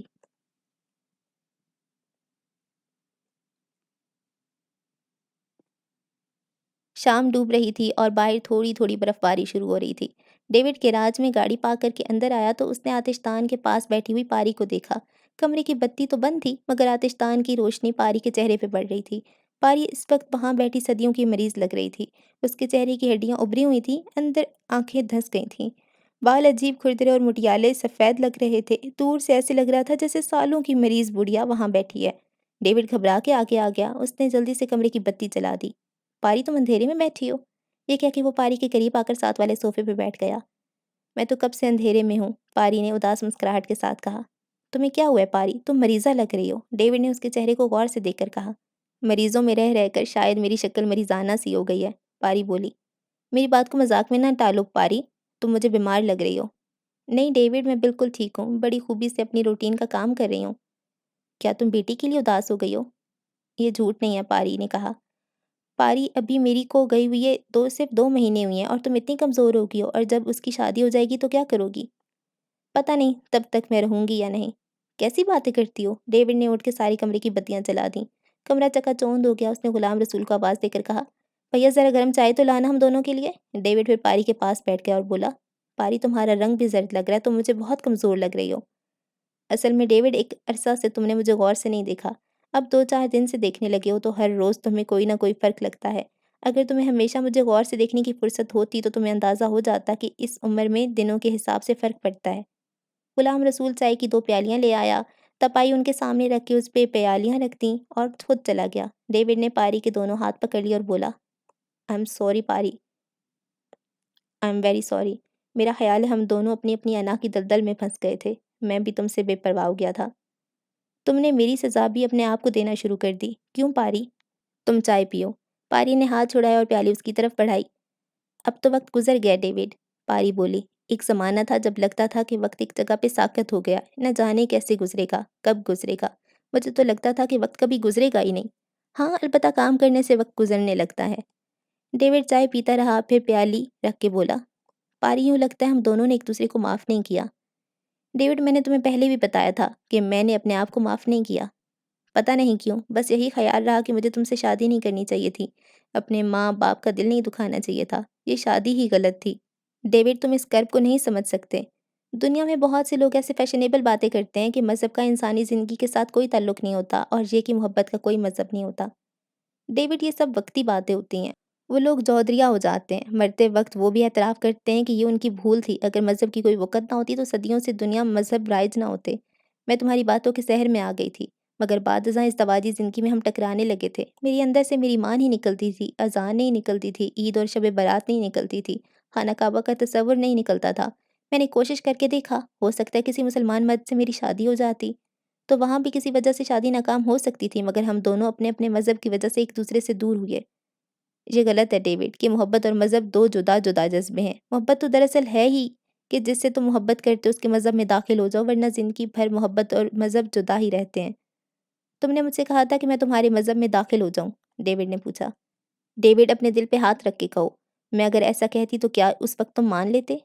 نہیں، ڈیوڈ نے کہا، میں تم سے ایسی توقع نہیں رکھتا، ڈیوڈ بولا۔ ایک بات ہے ڈیوڈ، میں نے تمہارے ساتھ کوئی بددیانتی نہیں کی، نہ تمہارے مال کے ساتھ خیانت کی، نہ کبھی میرے ذہن میں کسی دوسرے کے ساتھ شادی کرنے کا خیال آیا، پاری نے کہا۔ ایک بار تم نے علیحدگی کی بات کی تھی پاری، تو میں سمجھا شاید۔ نہیں، پاری بولی، وہ میں نے تمہارے لیے کہی تھی، تمہیں آزادی دینا چاہتی تھی، اور میں بھی یہ برداشت نہیں کر سکتا تھا کہ تم مجھے چھوڑ کے کسی اور سے شادی کر لو۔ میں اس طبیعت کی نہیں تھی، ہر وقت مومی کی زندگی میرے پیش نظر رہتی تھی۔ میں اپنے کام سے جت گئی، زندگی گزر گئی، ورنہ شاید منجمد ہو جاتی۔ پاری، کاش تم نے یہ ساری باتیں پہلے کہی ہوتی۔ اب چھوڑو ڈیوڈ۔ کیوں پاری، میں تلافی کروں گا۔ کیا وقت آ جائے گا گزرا ہوا؟ کوئی بات نہیں، ہم پھر سے شروع کریں گے، میں اپنا سامان لے آؤں گا پاری، پچھلے 10 برسوں سے میں روزی کے ساتھ رہ رہا ہوں، تم نے جانتی ہوئی مجھے کچھ نہیں کہا۔ تمہیں پتہ ہے میری نے جاتے وقت مجھے تلقین کی تھی کہ پاپا اب تم میری ماں کے پاس آ جاؤ اور باقی وقت اس کے ساتھ گزارو۔ پاری ہنسی، میرا تو وقت رہا نہیں ڈیوڈ، تم کیوں اپنا وقت پر بات کرتے ہو؟ نہیں پاری، ہم پھر سے شروع کریں گے، اپنی بیٹی کی شادی کے بعد ہم دوبارہ اپنی زندگی شروع کریں گے۔ ڈیوڈ، میں مومی کے پاکستان جانے کے حق میں نہیں تھی، مگر تم نے اسے بھیج دیا۔ ہماری بیٹی سمجھدار ہے، ڈیوڈ بولا۔ ڈیوڈ، سب ماں باپ یہی کہتے ہیں کہ ہماری بیٹی بہت سمجھدار ہے، مگر بچے بچے ہوتے ہیں۔ پتہ نہیں کیوں جب سے مومی گئی ہے مجھے دھڑکا سا لگا رہتا ہے کہ جانے کیا خبر آ جائے۔ تمہیں وہم ہو گیا ہے، کچھ اپنی زندگی کا رد عمل بھی ہے۔ تم نے سنا نہیں تھا ہماری بیٹی نے صاف کہہ دیا تھا کہ میں مسلمان سے ہی شادی کروں گی۔ پاری چپ رہی۔ پہلے شاید میں یہ باتیں سمجھنے کے اہل نہیں تھا، میری کی شادی اپنی برادری میں کرنا چاہتا تھا۔ اب تمہاری باتیں سنی ہے تو مجھے سمجھ آ گئی ہے کہ ہر لڑکی کے اندر اس کی ماں بیٹھی ہوتی ہے۔ تمہاری ماں تمہارے اندر سے نہیں نکلی تو میری کی ماں اس کے اندر سے کیسے نکلے گی؟ ڈیوڈ، تم پاکستان جاؤ اور مومی کو لے آؤ۔ ڈیوڈ ہنسنے لگا۔ میں نے تم سے کہا تھا اس کے ساتھ جاؤ تو تم نہیں جا سکی۔ اب میں نہیں جا سکتی، پاری نے کہا۔ دیکھو 2 مہینے تو گزر گئے ہیں، ان کا تھیسس تقریباً مکمل ہو گیا ہوگا، اب اس کو ڈسٹرب کرنا ٹھیک نہیں۔ بس مجھے دھڑکا لگا رہتا ہے، پاری نے کہا۔ ڈیوڈ تھوڑی دیر چپ بیٹھا رہا، پھر بولا، پاری ایک عجیب بات میرے ذہن میں آتی ہے۔ پاری صرف اس کی صورت دیکھتی رہی۔ تم نے کبھی اس طرح سوچا ہے اگر نیک اپنے چھوٹے بیٹے کے لیے میری کو مانگ لے؟ پاری نے حیران ہو کر ڈیوڈ کی طرف دیکھا۔ ہاں ہاں، اگر میری کسی مسلمان سے شادی کرنا چاہتی ہے تو وہ میری بہن کا بیٹا کیوں نہ ہو؟ پاری سر جھکا کے رونے لگی۔ تمہارا کیا خیال ہے؟ نیک کو یہ رشتہ منظور نہیں ہوگا؟ بھائی نیک سے میں خود بات کر لوں گا۔ پاری چپ چاپ روتی رہی، پھر بولی، اپنی بیٹی کو فیصلہ کرنے کا حق دو، وہ ان لوگوں کے درمیان رہ رہی ہے، اس کی رائے کا انتظار کرو۔ بیٹھے بیٹھے پاری ایک دم سر اٹھا کر بولی، ڈیوڈ اگر میں مر گئی تو میری آخری رسومات کیسے کرو گے؟ یہ کیا کہہ رہی ہو پاری؟ ڈیوڈ گھبرا گیا۔ بات میری کی شادی کی ہو رہی تھی اور تم اپنی آخری رسومات کا ذکر لے آئی ہو؟ بہرحال یہ بات کبھی نہ کبھی تو کرنی ہی تھی۔ ابھی نہیں پاری، ابھی تمہاری عمر ہی کیا ہے، تم اداس ہو گئی ہو، ہم دونوں مل کے اپنی بیٹی کی شادی کریں گے۔ ڈیوڈ میری بات سنو، میری آخری رسومات مسلمانوں کی طرح کرنا، اور جب کبھی ایسا وقت آئے مجھے مسلمانوں کی قبرستان میں دفن کرنا۔ غلام رسول ادھر آؤ۔ ڈیوڈ گھبرا کے کھڑا ہو گیا۔ آج تمہاری باجی بہکی بہکی باتیں کر رہی ہیں، ذرا ٹی وی لگاؤ، ماحول ٹھیک کرو، میں شاور لے کر آتا ہوں، پھر کھانا کھائیں گے۔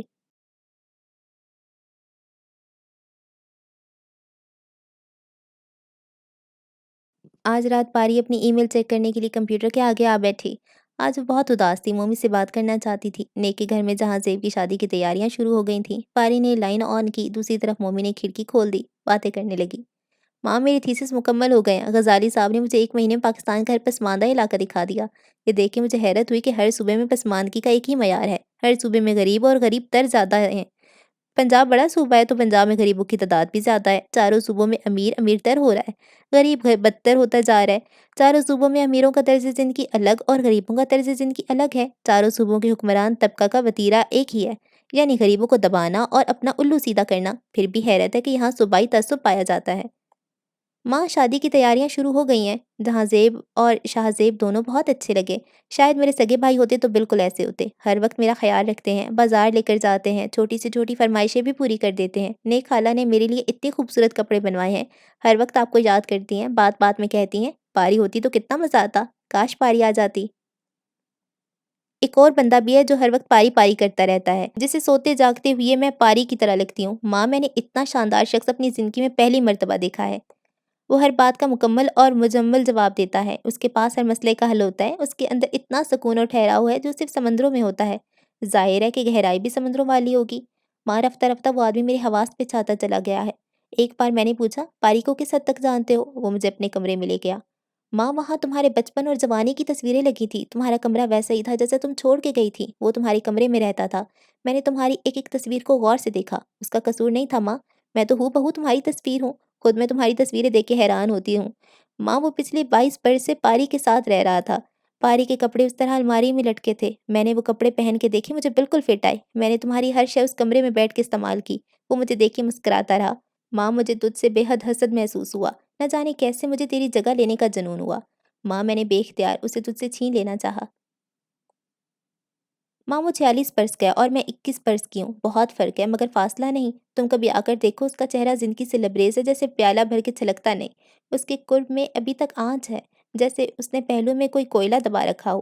میں نے ایک دن پوچھا، یہ بال سفید کیسے ہوئے؟ بولا کسی کے انتظار میں۔ میں نے پوچھا، انتظار برابر ہوا؟ بولا معجزے کا منتظر ہوں۔ ماں، میں معجزے کی طرح اس کی زندگی میں شامل ہونا چاہتی ہوں، مجھے نصیحت نہ کرنا، نصیحت بیکار ہوگی۔ شاید تو نے مجھے اس لیے پیدا کیا تھا، شاید میں اس کے لیے پاکستان آئی تھی، میرے سارے خوابوں کا مرکز وہ بن گیا ہے ماما۔ پاپا سے کہہ دو میں غزالی سے شادی کروں گی، اگر وہ راضی نہیں تو چپ ہی رہیں، اولاد اس ملک کی ہو یا اس ملک کی، اپنی مرضی کرنے میں آزاد ہے۔ ماما ماما بولو نا، چپ کیوں ہو؟ رو رہی ہوں مومی۔ کیوں رو رہی ہو ماں؟ ماں میری مومی میں رو ہی رہی ہوں۔ ماما دعا دو نا۔ مومی تم نے وہ نیلا لفافہ غزالی کو دے دیا تھا۔ ساری ماں، یاد ہی نہیں رہا، ابھی جاؤ اور غزالی کو لفافہ دے دو اور اپنے پاپا سے فون پہ خود بات کرو، جلدی بات کر لو۔ مومی نے کمپیوٹر بند کیا اور نیک سے اپنا بیگ مانگا۔ اس نے لاہور آتی اپنے سارے زیورات اور قیمتی کاغذات ایک بیگ میں بند کر کے نیک خالہ کے لاکر میں رکھوا دیے تھے، کیونکہ اسے تو مسلسل سفر میں رہنا تھا۔ اپنا بیگ لے کر اس نے اس میں سے نیلا لفافہ نکالا اور سیدھا غزالی کے کمرے میں چلی گئی۔ وہ کچھ پڑھ رہے تھے، قریب جا کر بولی، آئی ایم سوری غزالی، ماں نے آپ کے لیے ایک لفافہ دیا تھا، اتنے دن مجھے آپ کو دینا یاد نہ رہا، آج انہوں نے یاد دلایا تو لے آئی ہوں۔ تو بلاخر انہوں نے لفافہ پکڑ لیا اور بولے، بلاخر پاری نے میرے لیے کوئی پیغام بھیج ہی دیا۔ غزالی نے لفافہ چاک کیا، $100 کے 10 نوٹ تھے، انہوں نے گنے اور پھر کہکا لگا کے بولے، نوٹوں کے ساتھ ایک نیلا پرچہ بھی تھا۔ انہوں نے پڑھا، اوپر لکھا تھا، غزالی ان نوٹوں نے زندگی بھر مجھے سہارا دیا، اب آپ کا قرض بمسود ادا کر رہی ہوں۔ رکا پڑھ کے غزالی نے مومی کو مسکرا کے دیکھا اور بس اتنا کہا، اپنی ماں سے کہنا سود میں نے قبول کیا۔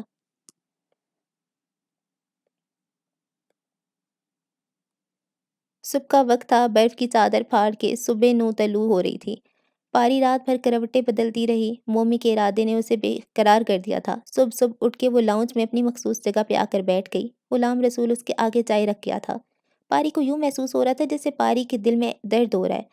آج کل نہ جانے کہاں کہاں درد ہوتے تھے۔ وہ اپنی تعبیر یوں کرتی تھی، میں ہوں لفظ درد، جس پہلو سے اٹھے درد ہے۔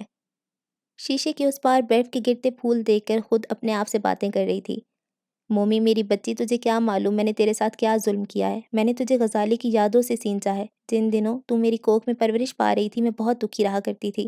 نیلا لفافہ مجھے سہارا دیتا تھا اور پھر ایک خیال سبز سائے کی طرح مجھ پہ حاوی رہتا تھا، اور جب بھی تجھے گود میں لے کر اپنا دودھ پلاتی تھی، ماں باپ شدت سے یاد آتے تھے اور اس یاد کا آخری مرکز غزالی بن جاتا تھا۔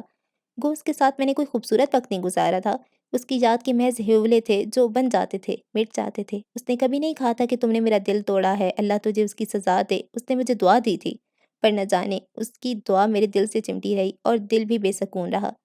مومی میری جان، میں نے نفسیات کی کسی کتاب میں پڑھا تھا کہ حمل کے دوران ماں جس قسم کے خیالات اپنے ذہن میں رکھتی ہے، اس کا عکس بچے کی شخصیت میں نظر آنے لگتا ہے۔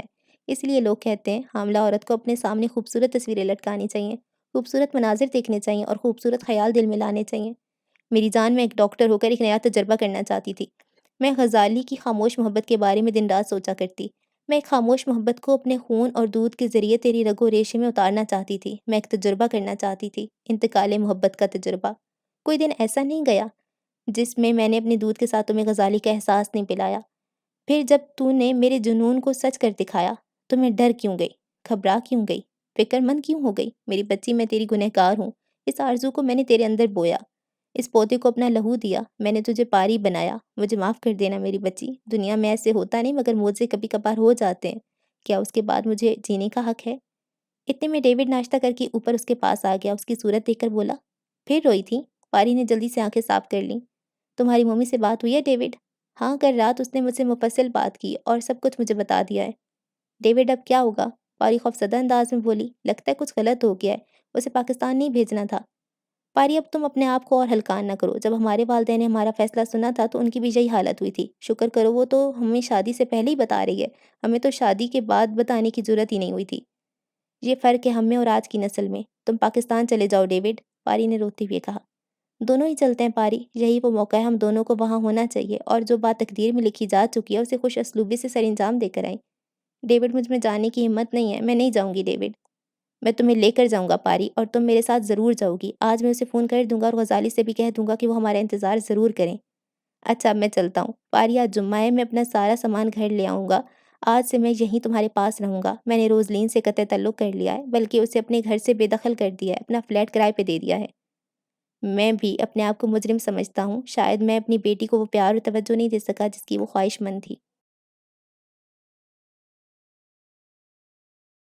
باجی جی، آج یہیں بیٹھی رہیں گی، ہسپتال جائیں گی نہیں؟ غلام رسول سوپ کا پیالہ لے آیا۔ پاری نے پکڑ لیا، بولی، غلام رسول، آج مجھے ہسپتال کو شام میں جانا ہے، ابھی تیار ہوتی ہوں، تم چولہا بند کر کے یہاں آ جاؤ، میں تم سے کچھ ضروری باتیں کرنا چاہتی ہوں۔ وہ آہستہ آہستہ سوپ پیتی رہی۔ غلام رسول فارغ ہو کر آ گیا اور اس کے قدموں میں بیٹھ گیا۔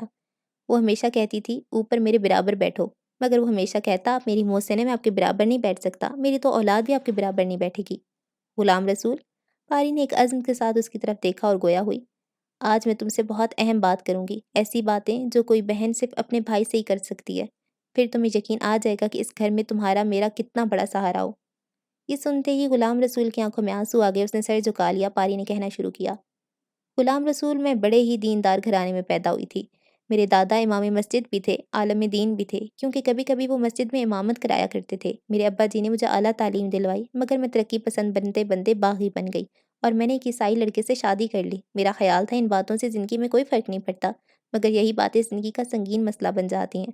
اب تم دیکھ رہے ہو اس گھر میں ہر آسائش، ہر سہولت ہے، مگر پھر بھی یہ گھر خالی خالی سا لگتا ہے۔ میں نے زندگی کی گاڑی کو کھینچا ہے، صرف گزارا ہے، بسر نہیں کیا۔ ہم دونوں میاں بیوی دو متوازی راستوں پہ چلتے رہے، ایک بچی ہمارے درمیان رہی، تم سب دیکھ رہے ہو۔ غلام رسول نے سر ہلایا۔ میرے بھائی اپنے خدا کے حکام کو نہ ماننے کا دکھ ہمیشہ میرے اندر رہا، یہ وہ پھوڑا تھا جو پکتا رہا، اگرچہ میرے مہربان خدا نے میری مدد کرتا رہا، مگر میں اس دکھ کو نہ بھول پائی جو میں نے اپنی ماں باپ یا برادری کو دیا تھا۔ میرے اندر لاج نے غل مچائے رکھا، مگر میں نہ جا سکتی تھی، نہ چھوڑ سکتی تھی۔ اولاد بڑی ظالم چیز ہے، میں نے جو کچھ بھی کیا اپنی بیٹی کی زندگی کے لیے کیا۔ مجھے خوشی ہے میری بیٹی نے میرا راستہ اختیار کیا، مگر غلام رسول، میرے چھوٹے بھیا، ایک بات جس کا علم میرے گھر والوں کو نہیں ہے، وہ آج میں تمہیں بتاتی ہوں۔ پچھلے سال میں کیلیفورنیا جا کر بیمار ہو گئی تھی نا؟ جی ہاں، غلام رسول نے پرنم آنکھوں سے کہا۔ تو وہاں میرے ٹیسٹ ہوئے تھے، وہیں مجھے پتہ لگا کہ مجھے کینسر ہو گیا ہے، پھیپھڑوں کا کینسر۔ باجی جی، غلام رسول نے چیخ کر پاری کے پاؤں پکڑ لیے اور زور زور سے رونے لگا۔ دیکھو غلام رسول، پہلے میری بات سن لو، رونے کو تو عمر پڑی ہے، موقع غنیمت دے کہ میں تم سے بات کری ہوں، صاحب آ گئے تو اتنی بات بھی نہ ہو سکے گی۔ جی جی، غلام رسول آنکھیں پونچھ کے سیدھا ہو گیا۔ باجی جی، تب سے آپ اتنی کمزور ہوتی جا رہی ہیں۔ ہاں غلام رسول، ڈاکٹروں نے مجھے بتا دیا تھا کہ میرے دونوں پھیپھڑے ختم ہو چکے ہیں، مگر علاج سے تھوڑا وقت بڑھایا جا سکتا ہے۔ چونکہ میں ڈاکٹر ہوں اور صورتحال کو اچھی طرح سمجھتی ہوں، اس لیے میں نے ڈیوڈ اور مومی کو بتائے بغیر اپنا علاج جاری رکھا۔ ان کو بتانے کا فائدہ بھی نہیں تھا، دونوں فکر مند ہوتے، میری ملازمت چھڑوا دیتے، میرے ساتھ لگ کے بیٹھ جاتے، جس کا فائدہ ہم تینوں میں سے کسی کو نہ ہوتا۔ اب اچھا ہوا ہے کہ معمول کے مطابق ایک سال گزر گیا ہے۔ میں نے اللہ تعالیٰ سے مہلت مانگی تھی کہ وہ مجھے مومی کی شادی تک زندہ رکھے، سو خدا نے سن لی۔ باجی جی، کب ہے مومی باجی کی شادی؟ کیا پاکستان میں ہو رہی ہے؟ ہاں غلام رسول، اب میں تھک گئی ہوں، پہلے میری بات پوری سن لو۔ گھر میں کسی کو میری بیماری کا پتہ نہ لگے، کیونکہ مجھے گھر والوں کی فکر مندی سے وحشت ہوتی ہے۔ وعدہ کرو میرے جیتے جی کسی کو نہ بتاؤ گے۔ نہیں بتاؤں گا باجی جی، غلام رسول نے روتے ہوئے کہا۔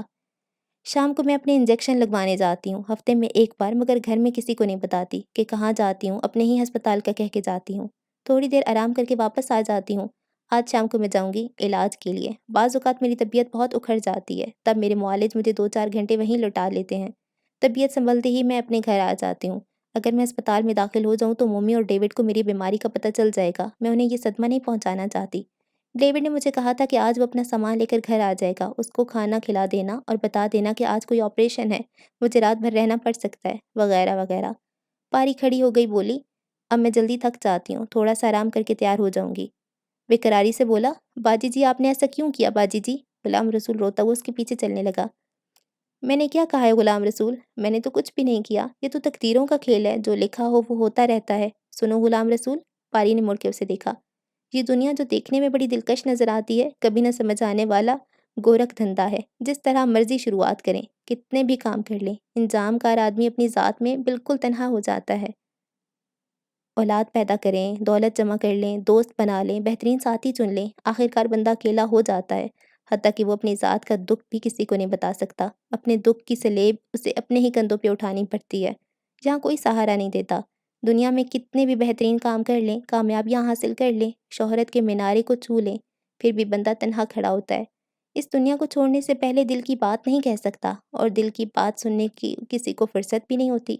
افسوس کی جانے سے پہلے ہی دنیا کی حقیقت سمجھ میں آتی ہے، وہ دل کی دل میں لے جاتا ہے، اس لیے تو ہر جانے والا یہاں سے روتا ہوا جاتا ہے۔ باجی جی آپ بڑی عجیب باتیں کر رہی ہیں جی، میں آپ کو نہیں جانے دوں گا، روتے ہوئے بولا۔ اب تم ڈرامے نہ کرو غلام رسول، تم سے بات کر کے میرا دل کچھ ہلکا ہے، اور مجھے رو رو کے نہ دکھاؤ، اس بات سے مجھے وحشت ہوتی ہے۔ کینسر کا مریض تو بیماری کو جھیل لیتا ہے، مگر عزیز و اقارب بیماری کا نام سنتے ہی اس کا ماتم کرنے لگ جاتے ہیں۔ نہیں باجی جی، نہیں نہیں جی، میں تو رو نہیں رہا، یہ کہتے ہوئے غلام رسول کچن میں چلا گیا۔ پاری نے تھوڑا سا آرام کیا، نہاتی دھوئی اور آج اس نے دانستہ سفید شلوار قمیص پہنی، اوپر گرم اوور کوٹ پہن لیا، سر پہ سیاہ اسکارف باندھ لیا۔ کتنے عرصے بعد اس نے اپنا یہ لباس پہنا تھا۔ اپنے آپ کو آئینے میں آخری بار دیکھا اور باہر نکل آئی۔ غلام رسول اسے دیکھتے ہی اس کی کار گراج سے نکال کے باہر لے آیا۔ وہ آگے اسٹیئرنگ کے آگے بیٹھ گئی، کار سٹارٹ کی، پھر مسکرا کے غلام رسول کی طرف دیکھا۔ اس کا چہرہ دھواں دھواں ہو رہا تھا۔ پاری نے سر باہر نکالا اور شائستگی سے بولی، چہرہ ٹھیک کرو غلام رسول، مجھے ہنس کر خدا حافظ کہو۔ وہ جبراً ہنس پڑا اور بے اختیار ہاتھ ہلانے لگا۔ فکر نہ کرو، پاری بولی، اگر دیر ہو جائے، اگر موسم خراب ہوا تو میں وہیں رک جاؤں گی، پھر خود ہی آ جاؤں گی، سمجھ گئے؟ جی، غلام رسول نے تابعداری سے سر ہلایا۔ پاری نے ایکسیلیٹر پہ پاؤں رکھا اور زن سے موٹر نکال کے لے گئی۔ کتنی دیر غلام رسول گیٹ بند نہیں کیا، پاری کی موٹر کو جاتا دیکھتا رہا حتیٰ کہ وہ دور جا کے موٹروں کی قطار میں گم ہو گئی۔ پتہ نہیں کیوں آج غلام رسول کا دل چاہ رہا تھا وہ گیٹ کھلا رہنے دے، گیٹ بند نہ کرے جب تک باجی جی واپس نہ آ جائیں۔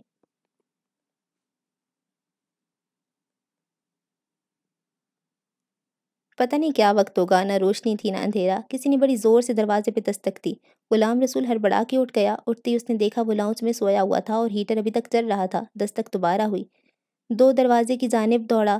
یقیناً باجی جی آئی ہوں گی، مگر انہوں نے بیل کیوں نہیں دی؟ شاید دی ہو۔ رات 10 بجے تک ڈیوڈ اس کا انتظار کرتا رہا۔ پھر جب غلام رسول نے تسلی کرا دی کہ آج رات ان کا ایک آپریشن ہے، دیر سے آئیں گی، تو ڈیوڈ اپنے کمرے میں جا کر سو گیا تھا، کیونکہ دیر سویر آنا تو پاری کا معمول تھا۔ غلام رسول نے صدر دروازہ کھول دیا۔ باہر کوپ کھڑا تھا، اس کے ہاتھ میں ایک نمبر پلیٹ تھی۔ بولا، کیا میں اندر آ سکتا ہوں؟ غلام رسول نے پیچھے ہٹ کے اس کو راستہ دے دیا، مگر خود دروازے سے باہر نکل کر دور دیکھا، کہیں پاری کی گاڑی نہیں تھی، صرف ایک پولیس وین کھڑی تھی۔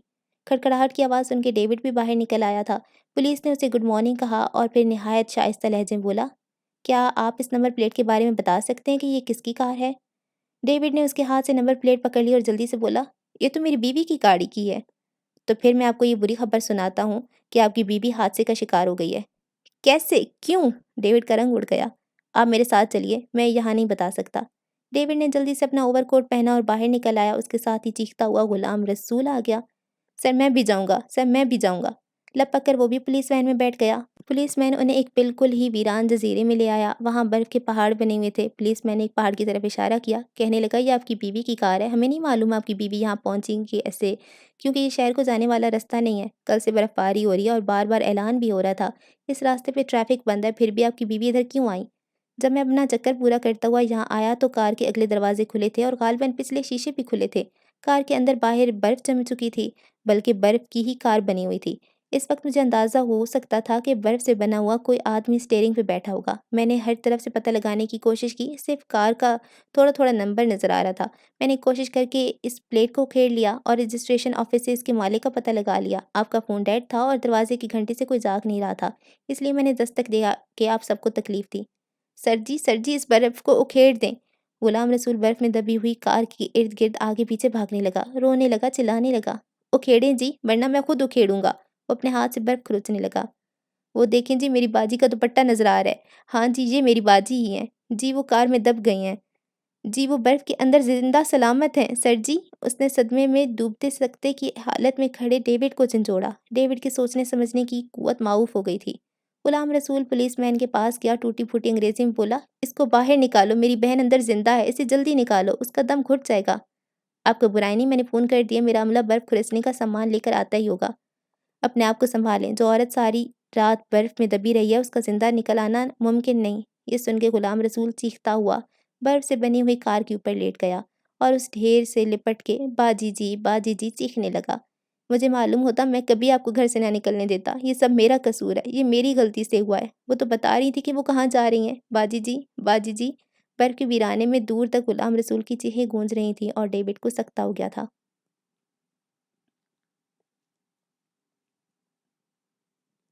ٹھیک 1 مہینے کے بعد اس برفبانی وادی کے ایک کارنما ٹیلے کے پاس مومی، غزالی، ڈیوڈ اور غلام رسول سر جھکائے کھڑے تھے۔ مومی اور غزالی ٹنوں کے حساب سے پاکستانی پھول لائے تھے، جن میں گلاب، گیندا، کارنش، موتیا، چنبیلی، ہر قسم کے پھول تھے۔ انہوں نے کار کی شکل کے برفانی طوطے پر پھولوں کی چادر بچھا دی اور چپ چاپ سر جھکائے کھڑے تھے۔ کچھ سننا چاہتے تھے، کچھ کہنا چاہتے تھے۔ چاروں طرف سناٹا بول رہا تھا، یہ چپ کی وادی ہے، اسرار کی چادر اوڑھے کسی دکھیاری جوگن کی مانند اپنا بن باز کاٹ رہی ہے۔ برف نے اس کے لب سی دیے ہیں اور ٹھٹڑی ہواؤں نے تہ در تہ اس پہ برف بچھا دی ہے۔ اس وقت یہ وادی گمسم ہے، اسے کسی کے قدموں کی چاپ سننے کی تمنا رہتی ہے۔ یہ وادی ہمیشہ راہ تکتی ہے، ہمیشہ منتظر رہتی ہے، ہمیشہ راہ گزر کو دیکھتی رہتی ہے۔ کبھی کبھی یہ وادی کراہتی ہے، جیسے اس سے کوئی جرم سرزد ہو گیا ہو، جیسے اس نے مسافر کو سر راہ لوٹ لیا ہو۔ جب برف اپنے سفید پاؤں فضا کی گود میں جماتی ہوئی آتی ہے، دھیرے دھیرے، ہولے ہولے، تو ساری وادی کے پتے آنسوں کی مانند گرنے لگتے ہیں۔ کہاں سے آئے ہو؟ کس لیے آئے ہو؟ ہاں بیٹھ جاؤ، سنو یہ وادی کچھ کہہ رہی ہے۔ وادی کے دل سے آوازیں اٹھ رہی ہیں۔ یہ برف کا دھواں نہیں ہے، یہ وادی اجنبیوں کا دامن تھام کر ہمیشہ کچھ کہنے کی آرزو کرتی ہے۔ پوچھتی ہے کہ اب کس کو کھوجنے آئے ہو، کس کو دیکھنے آئے ہو؟ یہاں برف نے ایک دیوداسی کا بھید چھپا رکھا ہے، اس لیے پگھلتی نہیں، کسی کا بھرم رکھ چھوڑا ہے اس وادی نے۔ ہوائیں چلتی ہیں، ان سے ڈرو نہیں، یہ وادی کے بین ہے، وادی کسی کو بلاتی ہے، کسی سے کچھ کہنا چاہتی ہے۔ برف کا دل کسی جان سوز کہاوت سے پگھلنا چاہتا ہے۔ سن سکو گے؟ سہ سکو گے؟ ذرا رکو نا، ذرا سنو نا، تمت بالخیر۔ اوکے جی، تو پارسا بائی بشریٰ رحمان اینڈ ہو گیا ہے، اور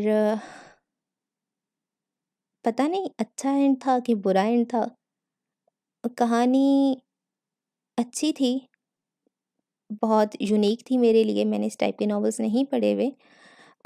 بہت الگ سی سٹوری تھی، اس کے ڈائلاگس بہت کمال کے تھے، بہت سے تو ایسے تھے جو میری اوپر اوپر سے گزر گئے، کیونکہ میں اتنی گہرائی والی باتیں مجھے نہیں سمجھ میں آتی، اتنے گہرے تھے۔ تو جن کو گہرے گہرے ڈائلاگز اچھے لگتے ہیں، جن کو گاڑی اردو اچھی لگتی ہے، تو وہ یہ ناول پڑھیں، ضرور پڑھیں۔ اچھا، آخر تک نا ڈیوڈ اور پاری کا ساتھ رہا، وہ ایک دوسرے کو انہوں نے چھوڑا نہیں، تو ان کی آپس میں نبھ بھی گئی ایک طرح سے، مطلب جیسے تیسے ان کے دل میں نا تو پاری نے تو خیر بہت مشکل زندگی گزاری، ڈیوڈ نے بھی بہت مشکل زندگی گزاری ہے، وہ بھی تو خوش نہیں تھا۔ تو یہ ہے کہ دونوں کے دلوں میں بغض تھا ایک دوسرے کے لیے، وہ ایک دوسرے کو معاف نہیں کر رہے تھے، خود کو بھی معاف نہیں کر رہی تھی پاری، تو بہت مشکل اس نے زندگی گزاری۔ لیکن میں چاہتی تھی دل سے کہ وہ پاکستان جاتی ایک دفعہ، وہ پاکستان نہیں گئی، پتہ نہیں کیوں نہیں گئی، نکمی چلی جاتی، ایک دفعہ اپنی بہن سے مل لیتی۔ ہاں، اچھا، اس کی جو بیٹی ہے مومی، اس کی شادی ہو رہی ہے اب غزالی سے۔ یہ نارمل کپل نہیں لگتا، کیونکہ ان میں بہت ایج گیپ ہے، وہ اس کی امی کو پسند کرتا تھا اور پھر اب اس کی بیٹی سے اس کی شادی ہو رہی ہے۔ بشریٰ رحمان کا ایک اور ناول تھا بت چکن، اس میں بھی کچھ ایسی ہی سٹوری تھی، تو جب آپ اس کو پڑھیں گے تو آپ کو لگے گا کہ ہاں یہ رائٹر کر سکتی ہے ایسے۔ شاید اس زمانے میں ایج گیپ اتنا ویلیویبل نہیں ہوتا ہوگا، شاید غزالی کی پرسنالٹی شروع سے نا، شروع میں تو تھوڑی لگی تھی بونگی سی کہ ہاں وہ شرمیلا سا، لیکن ٹائم کے ساتھ ساتھ وہ اس نے ان کی شادی کو اتنے اچھے طریقے سے ایکسیپٹ کر لیا، ان لوگوں کو بھی بتایا، ان کو بھی کہا، اور پھر اس کی ہیلپ کی، اس کو پیسے دیے، اور اسے کہا کہ تم اپنی ڈگری کمپلیٹ کرنا، اور ابھی تک اس نے شادی نہیں کی، اس کا انتظار کیا، تو یہ غزالی نے نا محفل لوٹ لیا ہے۔ یہ ناول غزالی کے نام ہو گیا۔ ڈیوڈ شروع میں بہت اچھا لگا تھا، بہت جنونی سا تھا، ٹھیک ہے، لیکن پھر اس میں نا وہ جو چھوٹی چھوٹی باتیں ہوتی ہیں، جیسے وہ کیلنڈر کو دیکھتا تو اسے غصہ آ جاتا تھا، اذان اس نے سنی تو اسے غصہ آ گیا، شاید یہ نارمل باتیں ہیں، لیکن میں کیونکہ ہم خود مسلمان ہیں تو ہمیں یہ چیزیں زیادہ بری لگی ہیں ڈیوڈ کے لیے شاید نارمل ہوں گی۔ اچھا، تو یہ ساری چیزیں تھیں۔ مذہب کا اختلاف بہت بڑا ہوتا ہوگا، ہم لوگ تو زیادہ تر ہیں، میجورٹی میں یہاں مسلمان ہی ہیں، ہم نے تو ایسے کبھی نہیں سنا کہ کسی مسلمان کی عیسائی کے ساتھ شادی ہوئی ہے۔ ہاں سیلیبریٹیز میں دیکھا ہے، تو ان کے لیے تو واقعی شاید مذہب ویلیو نہیں رکھتا، کیونکہ ان کے لیے تو نارمل ہی ہوتا ہے، ان کے تو بچے بھی آگے سے ایسے ہی کر رہے ہوتے ہیں، شاید وہ پھر پکے مسلمان نہیں ہوتے۔ خیر میں جج نہیں کر سکتی، لیکن سیلیبریٹیز جو ہیں ان میں تو یہ نارمل ہوتا ہے، اور وہ گزار لیتے ہیں اچھی زندگی، ان کے پرفیکٹ کپل ہوتا ہے۔ پر یہاں پہ بھی ان کا بھی تو کہہ رہے تھے نا کہ ان کا بھی کپل پرفیکٹ تھا، لوگ کہتے ہیں کہ ہاں اس کی بہت اچھی زندگی ہے، اتنی کامیاب ڈاکٹر ہے یہ، اچھا شوہر ہے، پارٹیاں دیتے ہیں، پتہ نہیں۔ لیکن ڈیوڈ نے آخر تک اس کا ساتھ بھی تو دیا، ہاں وہ بے وفا ہو گیا تھا، لیکن ہم اس کو بھی برا نہیں کہہ سکتے، مومی نے بھی تو اس کو وقت نہیں دیا، وہ اپنی دکھڑوں میں بس رہ گئی، اپنی حالت خراب کر لی اس نے، اور پھر ڈیوڈ نے بھی تو کرنا تھا کچھ، لیکن ڈیوڈ نے شادی نہیں کی دوسری، اس کو ڈائیورس نہیں دی، اس کے ساتھ بھی برا سلوک تو خیر اتنا نہیں کیا۔ دونوں انا میں ہی نا ایک دوسرے کو بس، شاید اس زمانے میں مجھے لگتا ہے انا بہت ہوتی تھی، اب نہیں ہوتی اتنی، ہے نا؟ ہوتی ہے؟ پتہ نہیں میں کیا باتیں کر رہی ہوں۔ ناول ختم ہو گیا اور بس یہی کہوں گی کہ چینل کو سبسکرائب کر لیں اگر آپ نے پہلے سے نہیں کیا ہوا، ویڈیو کو لائک کر دیا کریں، اچھا لگتا ہے، اچھا سا کامنٹ بھی کر دیا کریں، وہ بھی اچھا لگتا ہے۔ نیا ناول جلدی آ جائے گا، دعاؤں میں یاد رکھیں۔ اللہ حافظ۔